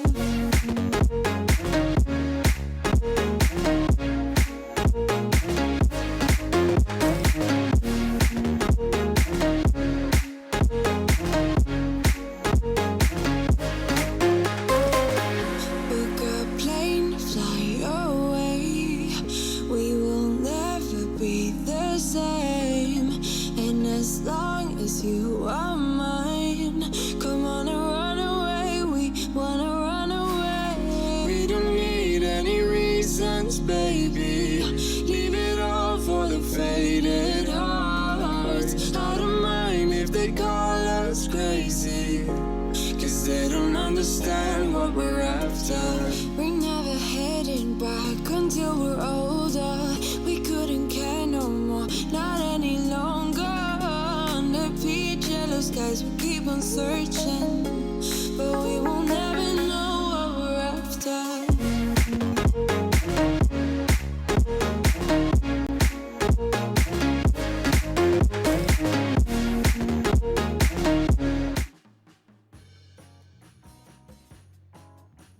Proper last hitting is one of the very first skills that Dota players tend to learn, but as you delve deeper and deeper into learning the game, last hitting often gets overlooked for more complicated concepts.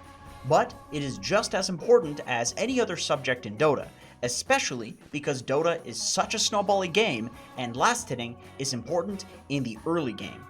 The most basic trick to last hit better is right-clicking an enemy hero and drawing creep aggro at the same time that you want to get a last hit. This makes it extremely difficult for the enemy laner to deny creeps, because if they're a melee hero, then they're going to have to chase the creep in order to deny it, and if they're a ranged hero, then their projectile will have to travel a farther distance in order to hit the creep. In other words, by using this trick, you are simply creating more distance between your enemy and the creep than the distance between you and the creep, which makes the last hit a lot easier for you to get. On the flip side, you can create this difference in distance by standing closer to the creep that you're last hitting than your opponent is. But often the consequence of this is that you will get harassed more, so make sure that if you're doing this, you have proper regen in order to sustain this strategy. Other times, it's not realistic to get every last hit and deny in a lane, or even any, but you always want to make some sort of trade when it comes to giving away last hits. So this is why if you watch pro players lane, you'll notice that they sometimes leave both allied and enemy creeps at low HP, then bully the enemy team when they come up to get that last hit or that deny.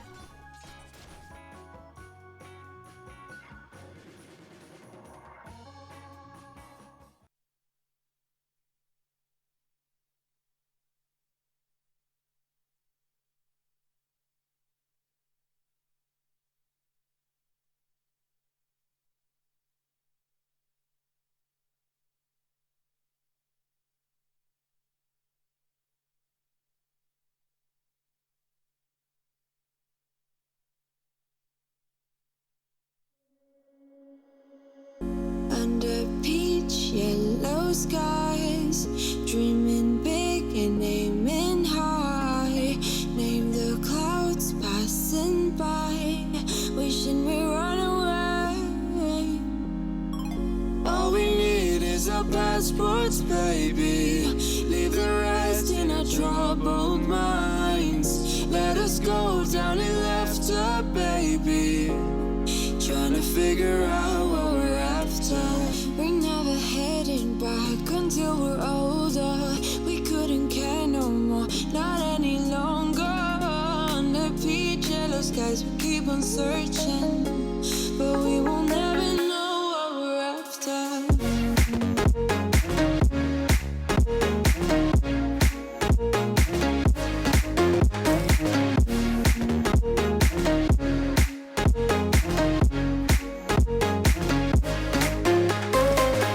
Book a plane, fly away.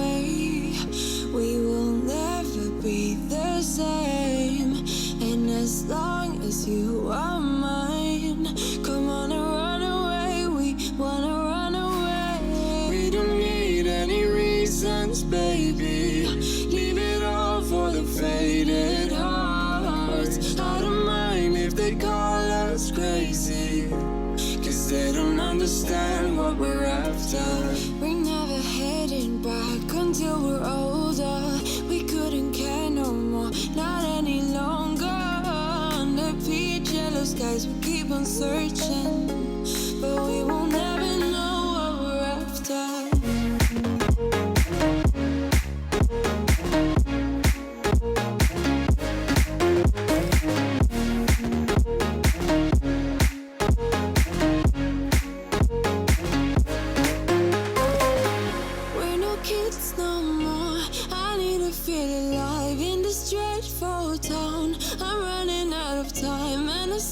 You're mine, I wanna run away. We're never heading back until we're older. We couldn't care no more, not any longer. Under peach yellow skies, we keep on searching, but we will never know what we're after.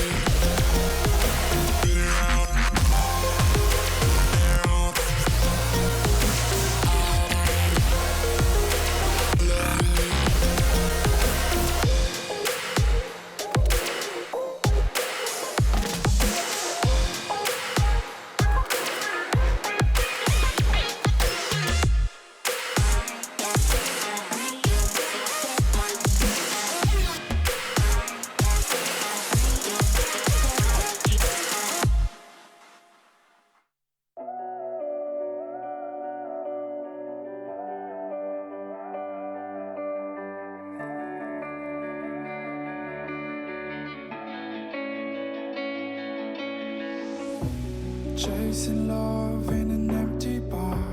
Pour a drink till I make it past. The midnight hour seems to come and go, but I know. Walk on up with a drink in hand, sipping mixers cause you can. And all the lights begin to switch off. You're chasing the light, holding on for life, feeling the high, chasing the light.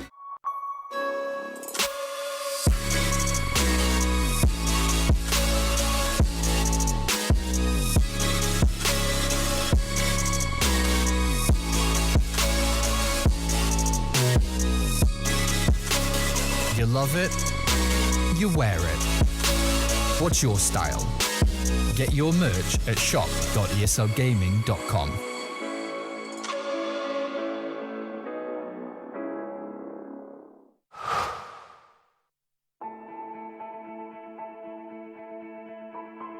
Dota's the kind of game where you kind of know you're going to win before it's even over. Aggressive on the run, Universe right behind him. They keep running out for GG. Well played. I was having a down day, and I decided to revisit some good memories.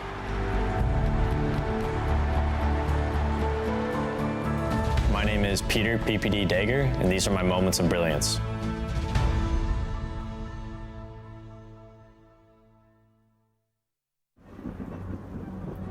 Multiple witnesses have reported mysterious shadow sightings all around the city. According to experts, the origin of these shadows is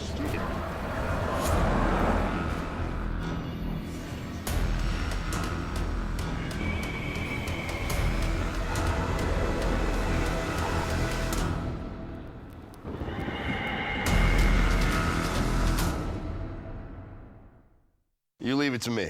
I'll get your taxes in an okay place. What? Well, just as soon as my audit is over. This gets my undivided attention. Take a lot of trips to the islands, Phil. Pretty great, right? Oh, Phil's legally dead. Fell off a boat. Going by Dennis now. Solari. Long story. Then we got, oh, no, you're not gonna wanna see this. I don't think this is gonna work. Just okay is not okay. AT&T has America's best network, now with our best plans at our best prices, starting at $35 a line for 4 lines, new from AT&T. Everybody loves an underdog. Who needs to be liked? Mountain Dew Amp Game Fuel. Victory in a can.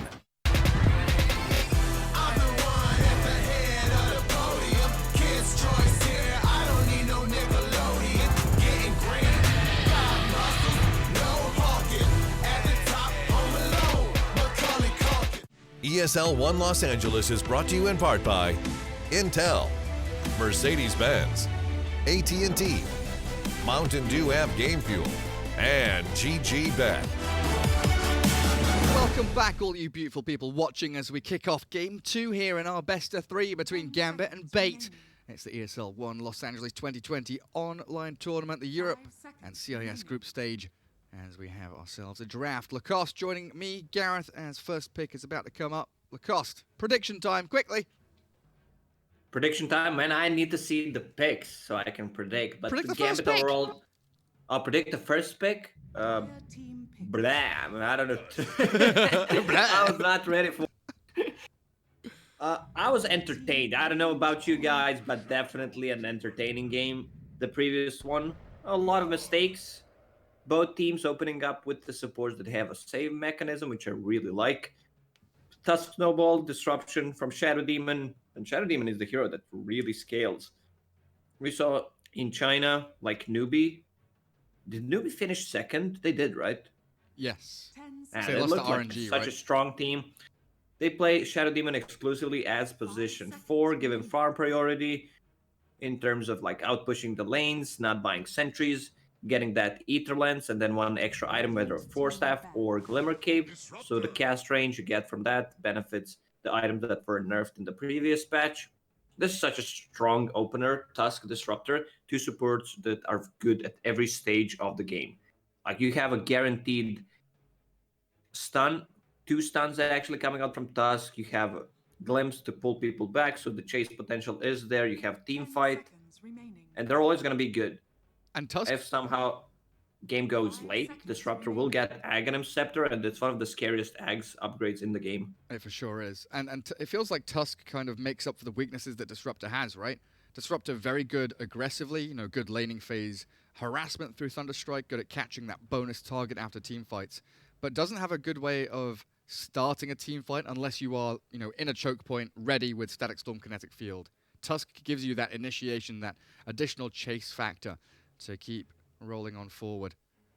One of the reasons why they picked Disruptor is Shadow Demon on the enemy side, so if that is used defensively, you can easily set up a Static Storm. Absolutely can. So second phase of bans coming out now. As we've already removed the Timber Chen, Ember Phoenix on Bait's side, Pango, Dragonite, Nature's Prophet, Kotl, and now the Grandma getting removed. When we see Snapfire bans, I often think of Keeper of the Light and Phoenix, because she's pretty good at killing Will-O-Wisp and Supernova, but both heroes being banned here. Snapfire, Mars, is that what they're afraid of? It's such a deadly combo. And they think it's going to be like Shadow Demon position 4 by banning out Snapfire. Snapfire, almost 100% of the time played as position 5, doesn't really scale with the items. We've seen some like position 4 is just your position 5 with half an extra item. We've seen Grandma as position 3, not the greatest. Well, so even more damage they can throw inside the Chronosphere. Sorry, Chronosphere, all right. Mars. It's a big circle. I was not wrong. It's a sphere as well. Don't forget the Z-axis. Don't forget that height factor. 10 seconds. What was it we saw the other day? There was a spear with like something punched someone up into the air. It was Tusk Punch, wasn't it? Yeah. Yeah, it works the same way with like toss. Anything else that comes to my mind? Yeah, anything that sends you up in the air. Impale. Lion Stun. I wonder if, does Mirana Leap send you high enough? Like if you leap and get speared mid-leap, can you... I don't think you do, no. Lots of funny interactions in Dota 2. So yeah, 2 supports and they're off lane for bait. They have got themselves good team fight, good save, and they're holding on to their Dendi and Excalibur heroes until the latter stages. Gambit now, what do you want to pair up with the Tusk? Because I'm assuming Disruptor is going to be your safe lane support, going along with Dream. Centaur is still in the pool, one of the better off-laners at the moment. Tusk can block people off, slow. Like, Tusk is probably the best position for hero in the game right now, so Void Spirit, it could be played as an off-lane. They already know what they're gonna pick. PL, alright, these 3 heroes very vulnerable to Phantom Lancer. They have no ways of dealing with them. So they need an offlaner that deals well, or just your position 1/mid laner. Void Spirit can be played at safe lane if needed. I'm talking really fast, Gary. What's going on? No. You're hyped up, man, after that previous game. You just had your breakfast as well. You're all... oh, I did, You're all refueled. What did you eat? I had some traditional stuff, you know, stuffed peppers with cheese, ham, eggs, onion, the classic Eastern breakfast. Good stuff. So no prosciutto sandwiches like you had yesterday, yeah, you fancy bastard. Some prosciutto as well, you know, always for Easter. So Storm Spirit can't get out of the Mars ulti. Like Shadow Demon Lich don't do jack shit to Storm. And Storm is good against Phantom Lancer, but he's also bad in some... Like, you need to stay away from him in the mid-game fights when he gets a Diffusal Blade. So if you have other heroes dealing with the Phantom Lancer, you can just go ham on these 2 supports. They don't do nothing. They do really nothing to you. Yeah, it feels like PL against Storm, whoever gets the jump is favored, right? Like if Storm gets the initial Vortex in after a Ball Lightning, you feel pretty good. Jump away from the PL's Diffusal Blade, but if PL's on top of the Storm, that's when you know things are rough. I guess they do have Static Storm to try and handle the PL's Doppelganger, but that is not consistent by any means.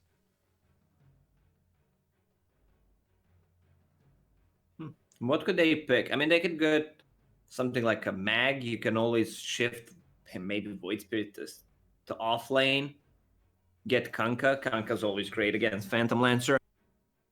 But if they want to put like Void Spirit on the safe lane, I don't know. It just seems that none of these offlaners like deal well. Maybe Underlord. Underlord's also Been a while since we've seen an him. option. I'm just going through the hero list. Who's okay-ish against the Phantom Lancer? Like X to one extent. What does Bait want for their Dendi hero? I think Puck is probably out there as a potential ban from Gambit, but I'm also considering like a Pugna. Give them a bit more tower No, you push. need some kind of stun. You need like Dragonite or Puck here to Okay. control the Storm Spirit. Good point. They still banned Centaur though. Maybe thinking the Mars mid from Dendi and Spectre for it Gambit. could be. It could be, yeah. Dendi played Mars mid. But I still feel like they need some kind of a stun. And they could shift more towards the late game. So have Mars on the off lane and have something that scales on the mid. I just feel like it's best. Oh, Dragonite is banned out, that's why. My bad. Gone. See, if they didn't have a PL here, I would lean Alchemist. We've seen Alchemist as kind of an answer to Spectre. Pretty good acceleration to try and get yourself sprinting towards that mid game. And you've got Shadow Demon Lich to both defend up and Alch as well. But it feels like the overlap with Phantom Lancer's farm rate and his timings is a bit of a problem. He does give you a stun though. It's not instant, but it's there. So I assume that's position 3 Void Spirit. Looks that way.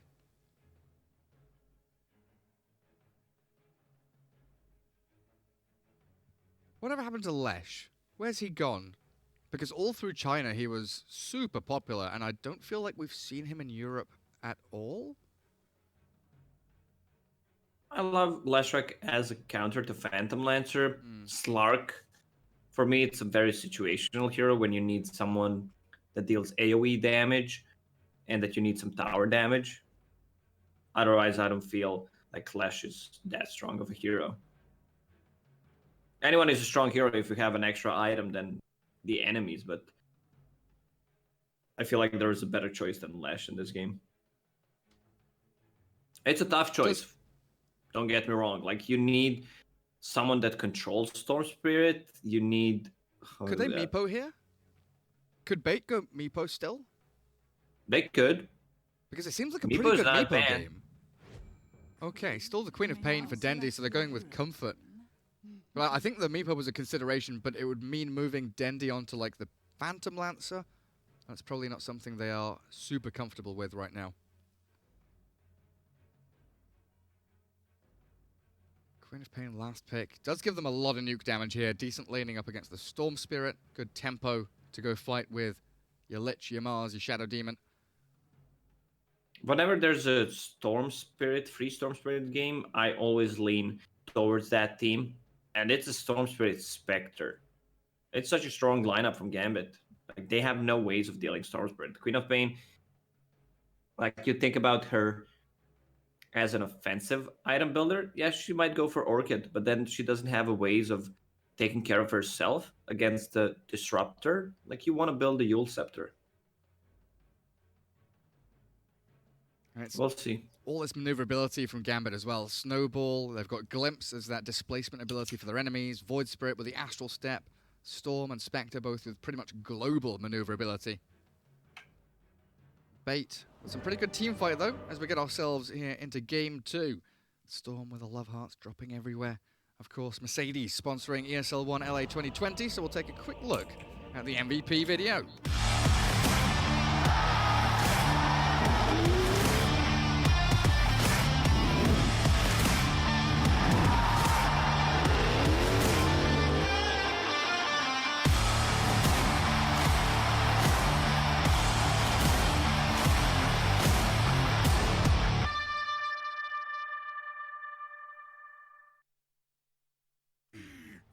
And back into game we go.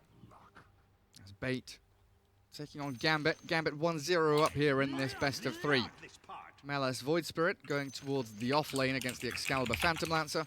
GPK mid Storm as Tusk for Vampire, FNG on the Disruptor, Dream Spectre. I was just looking at these 4 heroes from Bait coming down here. Ghost Stick, King R, LeBron, and Dendy. Mars, Shadow Demon, Lich, and Queen of Pain all arriving at the bottom outpost. Feeling pretty powerful as they contest bounty runes and get very aggressive. Frost Shield, massive AoE. In onto Gambit now, chipping away at Vampire pretty quickly with the poison stacks out of King R, but they turn. The 2 supports isolated now as Bait are the ones getting chased back. FNG with another Thunder Strike and the dagger. And King R, he doesn't have disruption, he's got that poison, so Dream still giving chase. Vampire has tag team, so no gap close capabilities. Still pretty quick on his feet though. King R slow, 318 against 292 after the dagger wears off. Back to bounty runes we go. And that contest comes to nothing. Still a 2 for 2. All right, 2 for 2. I did not see that properly. So mid lane should be Dandy favored slightly, like 60-40. But still, Storm Spirit can recover. Farm the jungle. He also has a Tusk. Even Disruptor could make a rotation. Not necessarily like you want to take care of Spectre on the bottom lane, but if Tusk makes a rotation, we know that Queen of Pains, they are going for this extremely greedy build. No points in Blink. Like you get 1-0-2, sometimes even 2-0-1. Oh, Dendy. Going for Scream first, trying to match the wave shove of the Storm Spirit and securing CS, but Storm at 4-1, Dendy 1-0, and forced to last it under tower now. Some really good denies from GPK to kick off this laning stage. And Dendy sort of deciding there, instead of going for the harass, he's going to go and try and match the CS and the wave shove. Look at the bottom lane. They're putting a lot of pressure on Ghostic. No healing salve, only tangos. FNG knows that. And he does not care about harassment from Shadow Demon. He already purchased the magic stick. Now they're pushing the lane, which gives Gambit more space. Headrest on King R, so there's gonna be some extra region, but definitely Ghostic needs to bring some extra on the bottom. Med is getting dumpstered. 10-3 against 5-0. It's out of control. Absolutely out of control. Queen of Pain will secure some CS under her tower, bringing out Mango's salve. A bit more regen there, but GPK is hammering Dendy right now. PL doing reasonably well top. Excalibur 7-1. Void Spirit and this Tusk, though. Dendy might die mid. I think Dendy's dead. Way. Well, I said that Queen of Pains go for this greedy build, and Storm Spirit punished him. He went for 1 point in Vortex on level 3. No points in Blink, so he can't run away. That's a full bottle coming on GPK. That is disastrous for Dendy. And the fact that Spectre is still farming bottom very nicely. I think it all stems from that... oh, hello, top lane. 1 second. Excalibur's about to drop top. Gambit. They just seem to have Bait's number here. I love that chat with the line. FNG dropping bottom lane. Dream still trying to give chase onto Ghost Stick with another dagger after 5 stick charges if he wanted to go for it. But holds back for now. Well, we've caught all the kills so far, Lacoste, but I'm getting scared. I can't believe what's happening, Gary. Today is a very special day. It is Easter time. 20 and 4 Storm, doubling up the last hits over the Queen of Pain. 40 seconds till rune spawn. King R looking for a D ward mid, missing out on the Radiant Observer ward that is in between.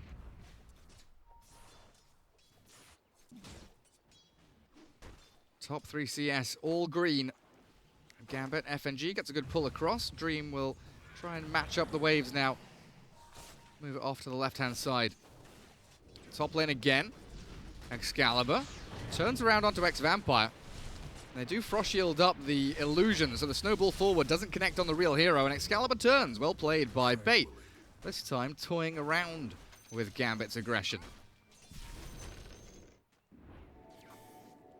Oh, GPK. He stacked a camp, but King are lurking.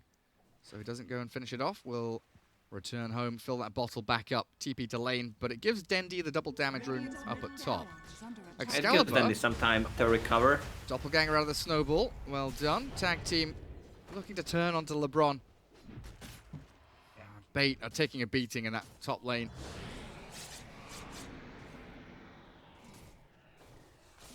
Bottom lane, all lanes are going well for Gambit right now. They banish up bottom, catching out Disruptor. FNG has 10 stick, but he doesn't get them off, weirdly enough. And that means Ghost Stick can walk away scot-free.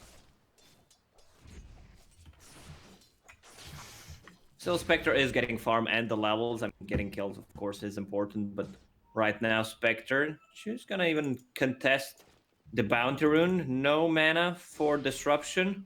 Let's see who has the fastest finger.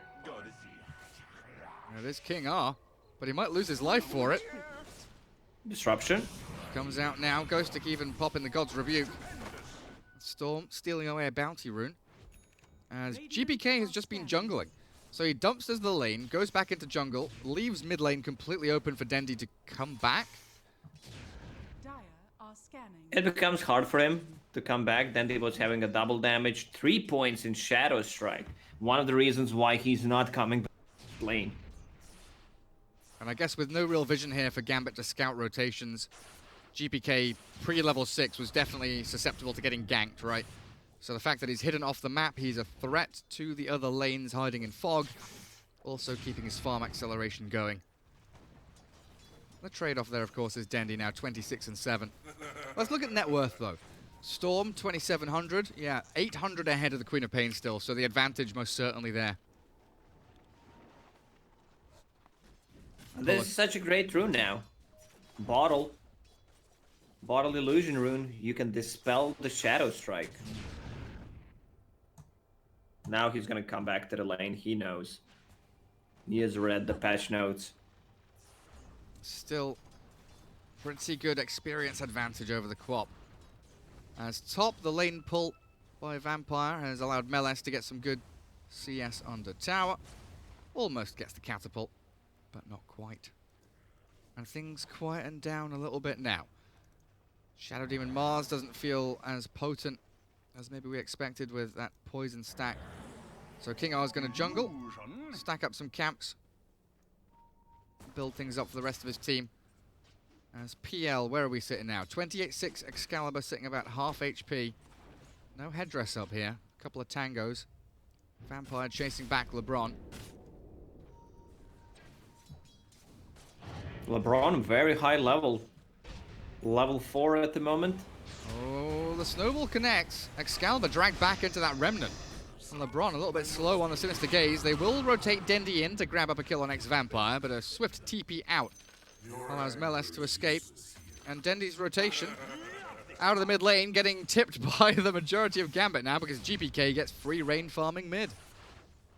They're trying to tilt Dendi by tipping him, but I love what Bait did at the start. They tipped Dendi, and every single teammate also tipped Dendi to boost his confidence. The reverse tip. What's Spectre heading into? Looks like Treads Radiance. Is what This is such a defensive build from Dream. Magic Wand, Soul Ring, Raindrops, some tangos. He wants to be able to survive. Look at the region on Spectre right now, 9.2. Yeah, that's without headdress, without tango going. That's pretty damn good. Before the level 10 talent as well, of course. 66 and 5 Storm. GPK. Super speedy Kaya coming up for him. And this is where he's going to spend the majority of the next, like, 3 minutes or so. Oh, Iron Talent. Come on.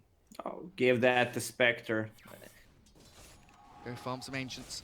Yeah, Spectre has it in the stash already. Straight away, Lacoste. They know what's up.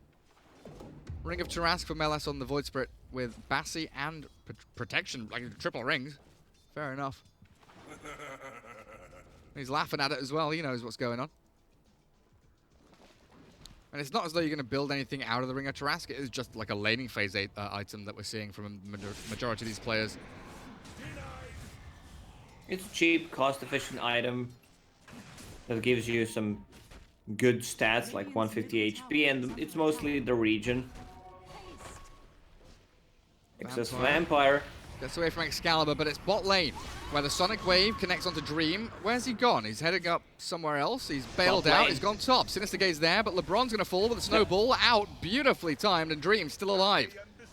Popped his wand. Spear connects, but it's not enough damage anywhere close to killing him off. And that was Dendy's rotation with Sonic Wave not getting them the kill they desired. And they're diving Ghost Stick now. A dagger to scout out as Meles throws the Remnant in. Still has an Astral Step up his sleeve, coming off cooldown now. Storm has found Excalibur deeper in the jungle as I'm watching Ghost Stick die. Yeah. Spectre will get the kill. 6-4. Spectre 101, Storm 200. The two heroes you want to have a beautiful start really are. Worthy tribute. Dandy picking up some mangoes. There is a mango tree near the tier 1 tower. He wants someone to cut it down. Go take it out. So Excalibur comes down bottom now.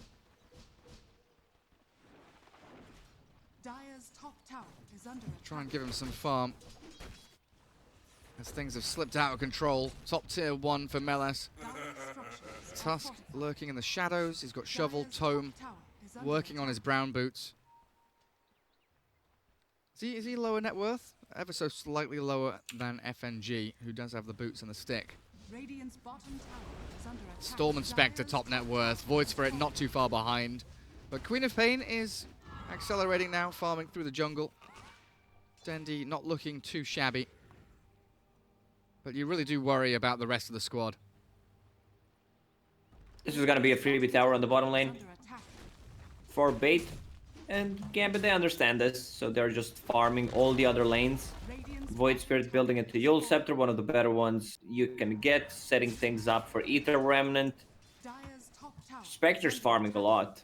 Also, they have Mango Tree, so Storm Spirit is getting a lot of those, which is going to increase his farming. Same with the Spectre, right? Spamming out that dagger can get expensive even with Soul Ring. Mangoes are always nice. 11-minute Kaya for GPK Storm. Vampire level 6 has his boots coming out now, I assume. Here they come, and a smoke at the ready, so if they want to move with this Disruptor, Static Storm, Snowball, they could move down bottom. I believe scouted out by the Star Observer Ward now. Both LeBron and Excalibur bailing away, realizing that the threat is coming. Thank you, Maincast.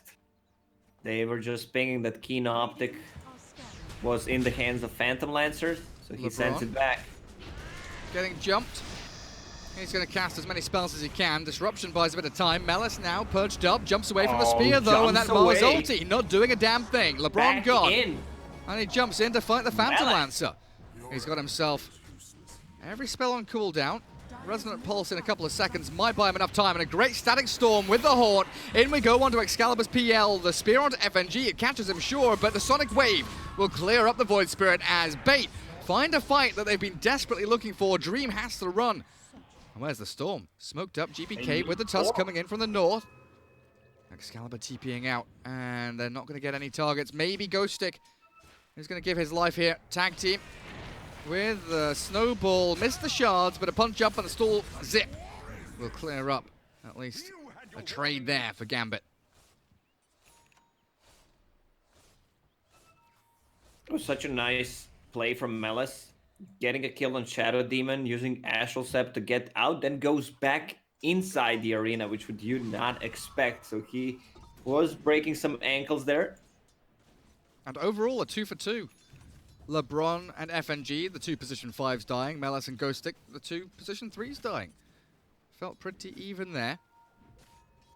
Of course, Gambit keep these cores active. 3,000 gold in the bank for Spectre. GPK very swiftly into that Bloodstone. A smoke up again from Bait, though. They want this to continue. No Sonic Wave, but they do have Arena of Blood. Chain Frost also here for the Lich. But look at GPK's positioning. Oh, he's considering going for the rune. It's spawned up top. Is he standing on it? Is that a haste rune underneath Meles? Void Spirit protecting it. I literally couldn't see it.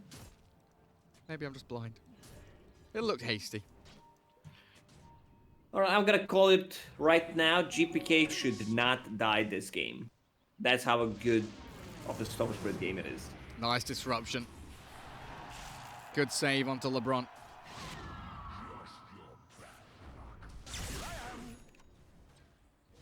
Spectre. Still farming away with that Iron Talent. And where's Excalibur? Still quite distant from the Manta style. Going Manta here before Diffusal Blade. What's he looking at? Just trying to get away from... I guess it's an additional way to get out of Thunderstrike, away from Snowball. Get away from that Storm Spirit.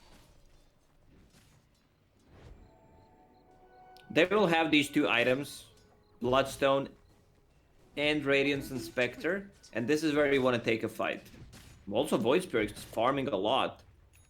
Clumsy Net picked up by him, so another ways of keeping enemies in place. Pupil's Gift. And he's got the Aghanim Scepter queued up as well.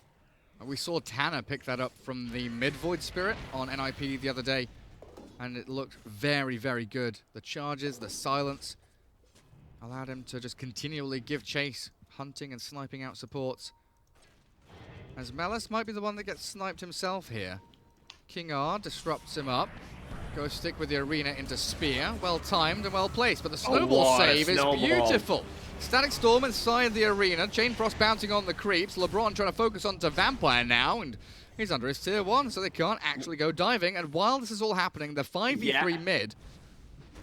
Side lanes are farming. Both cores of Gambit just don't give a damn. Spectre farming top, Storm Spirit farming on the bottom lane, and they might still keep this tower alive if they decide to put one hero, but I don't think they want to take a fight. Static Storm already used, so there's going to be another kill for Dendy. Dendy's hungry for some kills. And they're going to hunt Vampire now as well.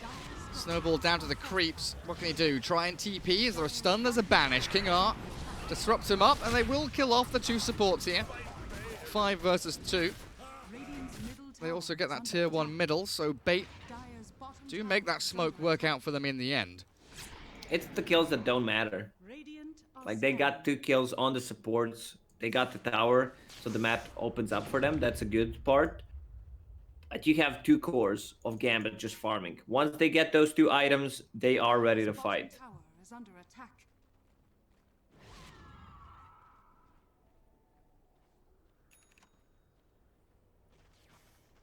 Goddamn spoilers in my chat. Get out of here. How do you even spoil a game that is like 5-minute delayed, which is not over? What do you say? Like, then they just got a double kill? I mean, so the stream and Dota TV is 5-minute delayed, but the Dota and the lobby is delayed, but the Dota API pushes certain information live. So like net worth, difference, kill score are 2 of the main ones that people look for. So someone comes into a chat and says like the kill Queen score of is Pain 8 to 8. Or they say like Happy Gambit, Easter to that guy. Gambit has a 2k net worth lead. Like, yeah, congratulations, get the fuck out of my chat. Spectre just finished off the Radiance, needs to use the Courier and the Bloodstone. Exactly, what a perfect timing. Vampire shards off the advance, but still speared to the side of the cliff. Excalibur, thankful for the kill he's been handed. Oh, it's King R that actually takes it, never mind. We should have ourselves Manta style done, yep, on the PL. And Bait are just playing this 5-man strong, roam around together. In numbers, we are powerful. But it means that the split push from Gambit is even more potent. Radiance there for Spectre. Storm Spirit. Bloodstone complete, Orchid coming. It just feels difficult for Bait to make anything happen. Gambit are giving them crumbs. Oh, here's a Disruptor kill. Oh, here's a Void Spirit showing himself. You're going to go on him? You're going to try and kill a Void Spirit with Yules? Nah, I don't think so. He's such a tough kill to get. And they're They snowballing found onto King R. Good disruption, buys him a bit of time to simulate, to jump around off to the side. Into LeBron, Lich is gone, and King R's going to run away. But the Haunt in from Dream clears up the two supports, and Ghost Stick yields into the air. Do they have a Remnant? Do they need a Remnant? He's going to spear back Dream Spectre, but the rest of the damage flows through easily from Gambit. And Bait really are down in the dumps now, not feeling too hot. Storm Spirit is having such a free game. The Vambrace on him. There's still no mana burn on Phantom Lancer, since he decided to go for Manta Style as the first item. Dire's middle tower has Once they get the next set of items, like Spectre will have Manta Style, Void Spirit, full Aghanim Scepter. Storm Spirit going for Orchid. He might need to get the defensive item. It depends how this game develops. He could already see Queen of Pain going for Orchid as well, so he might need a defensive item for himself. They're all swinging up towards the top jungle. Oh, it's that rune they want. I thought I said Arcane. The blue of the Remnant and the red of the Haste made it look a bit pinky purple, but it is a Haste rune for GPK. I thought it was purple as well. Yeah, I thought my That's eyes... how color making works. It is. My eyes deceived me. GPK forced back away by Excalibur. Bounty runes. What did we get ourselves? Dream got 2, LeBron got 2, so shared evenly across the two sides. Bait are doing a good job playing in the Radiant side of the losing my tongue. On the Radiant side of the map, aren't they, Lacoste? They are. Yes, they are invading their jungle, but the net worth still increases for Gambit. They know how to utilize the farm on the map. Jump in, long ball with Meles, focusing LeBron. He gets his Chain Frost off though, as the Mars ulti focusing down onto Storm. Ex-Vampire with a punch, clears up the Lich at long last. King R drops, and Ghostic left alone to his own devices. PL, he's being chased by Dream. He doesn't have Doppelganger. Phantom rushes back to the creeps, but that's it. He's ticked down and dead, as Dendi with Ghostic in a 2 versus 2, but I think these powerful heroes are more than enough to deal with them. Ghostic's getting dumpstered by Meles, and a 5-man wipe is coming. Dendi, okay, he's got Yule's Blink. So only 4 kills there. Only 4 kills there for Gambit, as they lose FNG trading for a massive team fight victory. It's just that Storm Spirit can do whatever he wants in these fights. Cuts in the back lines, finds Lich or Shadow Demon, forcing him to use like disruption on himself, so you know that there is no save on Bait. Then they found Spectre. But the damage... They found who? Let's see. Like, Scream and Shadow Strike did almost no damage to Dream. These illusions are doing much more against the Spectre now, but they jump with Yule's catch. Meles, Ether Remnant, into the punch. And Dendi streak removed from him as they glimpse back LeBron. Meles still giving chase with 2 seconds on the Remnant. A great shards blocking LeBron inside the trees. And Dream chasing on for another bonus kill. Storm zipping back towards King R. Shadow Demon is a cherry on top of the ice cream sundae on this beautiful sunny Sunday afternoon for Gambit. What a long zip from Storm Spirit, and he can afford it. Has regen in the bottle. Also, one little cute thing that you can do. We've seen that when Shadow Demon is playing against the Alchemist. Same scenario here. You disrupt them, you want to have that Radiance illusion. He just turns it off. I think that needs to be fixed. Turning it off inside the disruption, yeah. Yes. It does feel broken as hell. 18 to 10. 9k lead now. Gambit have free reign of this map. Lots of lines being drawn by Bait saying they, want to come back and play towards that bottom outpost. Phantom Lancer closing in on Diffusal, about 700 gold or 450 gold away from it. Who the fuck is Meles, man? This dude's playing insane. Like, he had amazing performance on Axe previous game. Look at how farmed he's more farmed than Phantom Lancer. There's a lot of, I know from my pubs, like, I know a lot of Russian players who are extremely individually skilled. Oh, Dendi. Oh, they got the Vortex onto the Shadow Demon. King R is annihilated. Dissimulate forward. Dendi Yule's up. They got an Ether Remnant? Of course they do. Meles is shredding them. A double kill for your Void Spread, and Ghostic might be following them as they glimpse back the SD. Banishing now onto that Spectre. Does get the Radiance illusions going, but to no avail. Well, I recognize the name Meles. I've seen him around before, but this is beautiful from him. looking like he fits in. He just slots in. What I wanted to say is there's a lot of CIS players who are individually highly skilled, but they don't have a team. Like, they were not given the chance, and the people playing Dota from CIS community is insane. Double damage in bottle for Spectre. GPK gave him the bottle. They might go for Roche. The question is, like, who do you give Aegis to? Like, both of these heroes are the top 3 Aegis carriers in the game.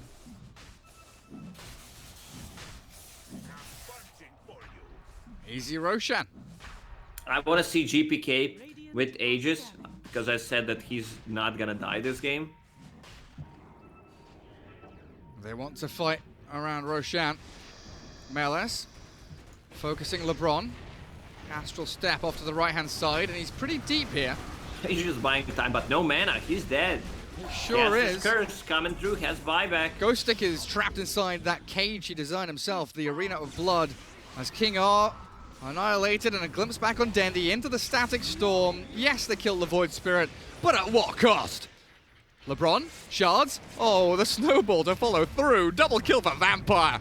Yeah, okay, buyback on the Lich. Excalibur left to his own devices to defend the high ground, but Gambit could go back into Roche now if they wanted to. 27 charges of Bloodstone on Storm Spirit, 25 minutes in. This is just insane. Stupendous.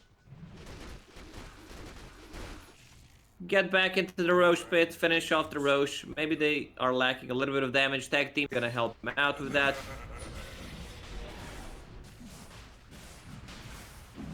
And nothing here for Bait to stop them with. Dandy 4-4-3. Trying to complete the Orchid. GPK.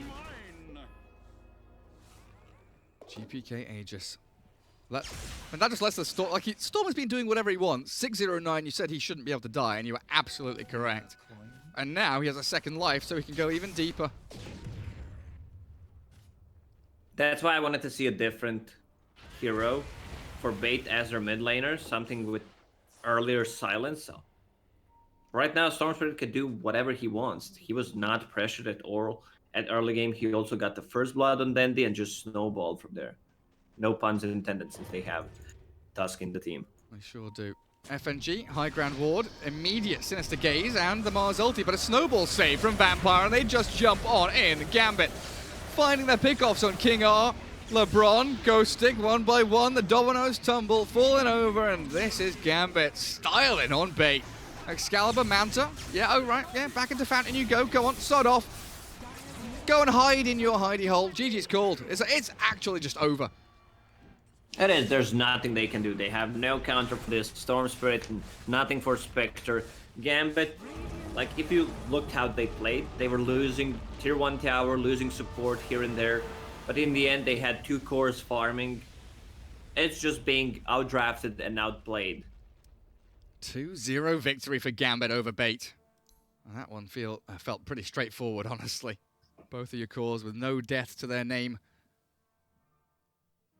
God damn. Beautiful stuff. And of course, the MVP brought to you by Mercedes. Make sure you go get your votes in on Twitter. ESL Dota 2 Twitter account has the MVP vote system over there. So you can get yourselves the European or CIS contender to move them towards that $50,000 value car. We don't have any top threes or any stats just yet, but we should have them in the coming days to figure out exactly how things are heading. Who is your MVP from this series, Lacoste? Definitely GPK, like his performance on Storm Spirit. And I'm glad to see him back on Gambit. I was afraid that such talent is going to be wasted because of the drama from like Navi versus Pro Gambit that happened a couple of months ago. But he's back, and he's just showed what he's made of. Like solo killing Queen of Pain, carrying the game for his team. Like, this dude is like insane. Yeah, looking better than ever. And what was his net worth? Let's have a look. Queen of Pain compared to Storm. He was pretty much doubling up her net worth as we moved up through that game. Sick stuff. There we have it. 2-0 victory for Gambit as they get themselves their second series win, and it looks like Bait now, bottom of the group, not looking particularly hot. Definitely a lot of room for improvement. As that's us done for today, Lacoste. But it's not us. It's not the stream or the game's done though. We do have 3 more best of 3s for you today, as we'll move over for ESL_Dota 2 with the BTS boys. Where's my schedule? Let's have a look. What games have you got today? It's Sunday, right? I'm losing track of the days of the week. Sunday, the 12th. It is. Gambit against So Bait. it's Nigma, HR, OG against Virtus Pro, and Viking against Cyber Legacy. Good stuff. So that should be starting in about 50 minutes, 45 minutes from now. You'll be able to see that Nigma against Hellraiser series, as we'll go and raid across onto the main channel. But from us, have a great Sunday. Enjoy the rest of your Easter. Have a good day of Dota 2. And we'll see you guys tomorrow, same place, same time, with Liquid against Chicken Fighters. 11 AM CEST here on ESL_Join Dota Red. Lacoste, see you tomorrow, buddy. See ya, and enjoy the Easter, guys. Rating, or just enjoy the time with your family. It's such a lovely day. And watch some Dota, get something nice to eat, and come back to Dota. This is where we want you. This is where you're meant to be. See you guys. My name is Jordan Gilbert, aka Nothing. Hi, my name is Sue Lee. My handle is Snix. I think it's important for these initiatives to happen. Empathy really, really goes a long way, and it always means so much to us, and I think that's where initiatives like this really help. I encourage everyone in the community, anytime they see bullying, anytime they see someone getting called names, I encourage you to step up and say something. Good luck, have fun. Good luck, have fun.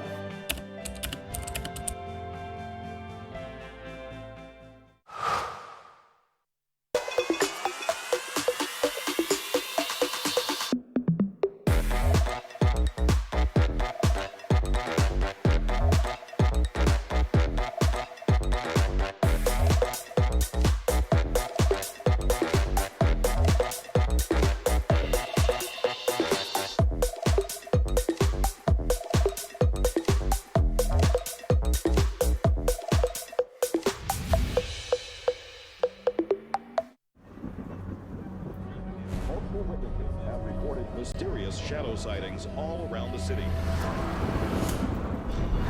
According to experts, the origin of these shadows is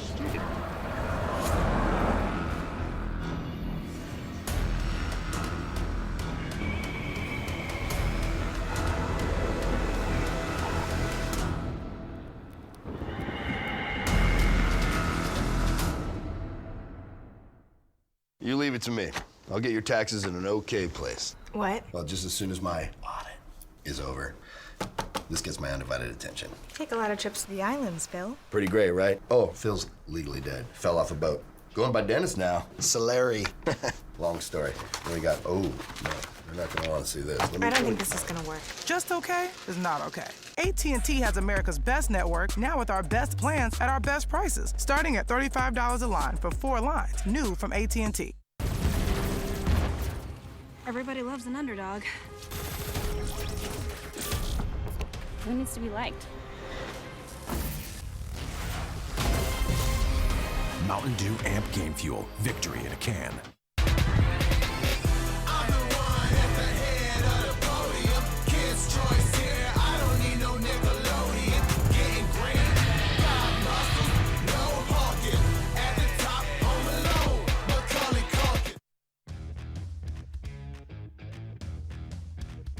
There are currently over 200 unique items in Dota 2, so there's no coincidence that to this day, new tricks and mechanics are being discovered with regards to these items. Some of the more recent mechanics that pros are abusing also happen to be some of the most useful. For example, did you know that you can lock combining on the recipe for a Pipe of Insight, use the Hood of Defiance damage block active, unlock combining, then use the pipe active, which will give you a total of 725 magic damage block.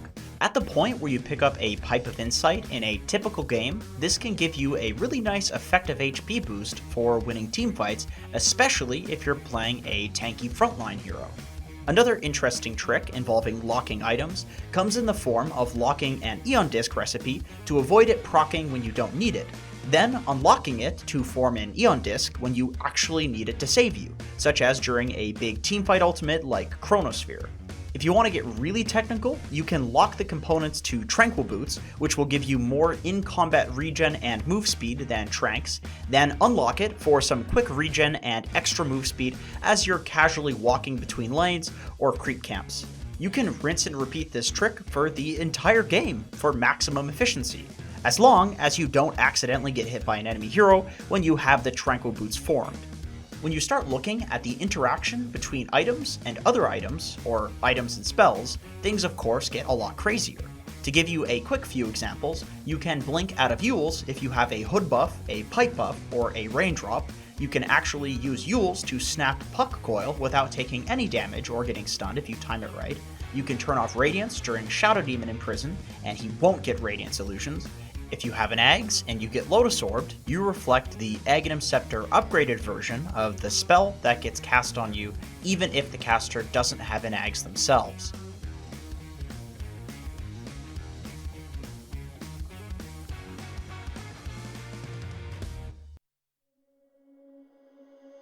Under peach yellow skies, dreaming big and aiming high. Name the clouds passing by, wishing we run away. All we need is our passports, baby. Leave the rest in our troubled minds. Let us go down in laughter, baby. Trying to figure out what we're after. We're never heading back until we're older. We couldn't care no more, not any longer. Under peach yellow skies, we keep on searching, but we will never know what we're after.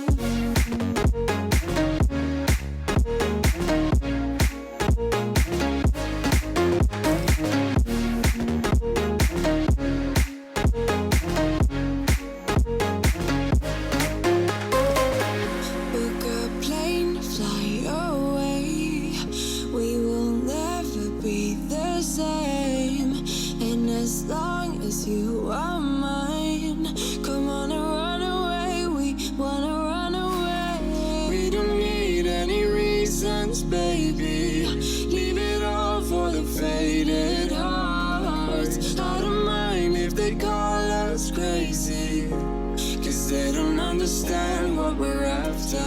We're never heading back until we're older. We couldn't care no more, not any longer. Under peach yellow skies, we keep on searching, but we will never know what we're after.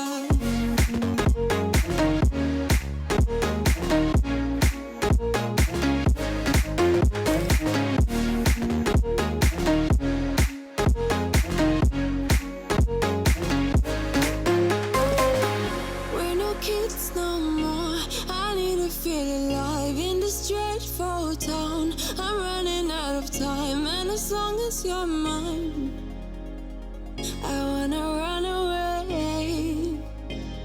We're never heading back until we're older. We couldn't care no more, not any longer. Under peach yellow skies, we keep on searching, but we will never know what we're after.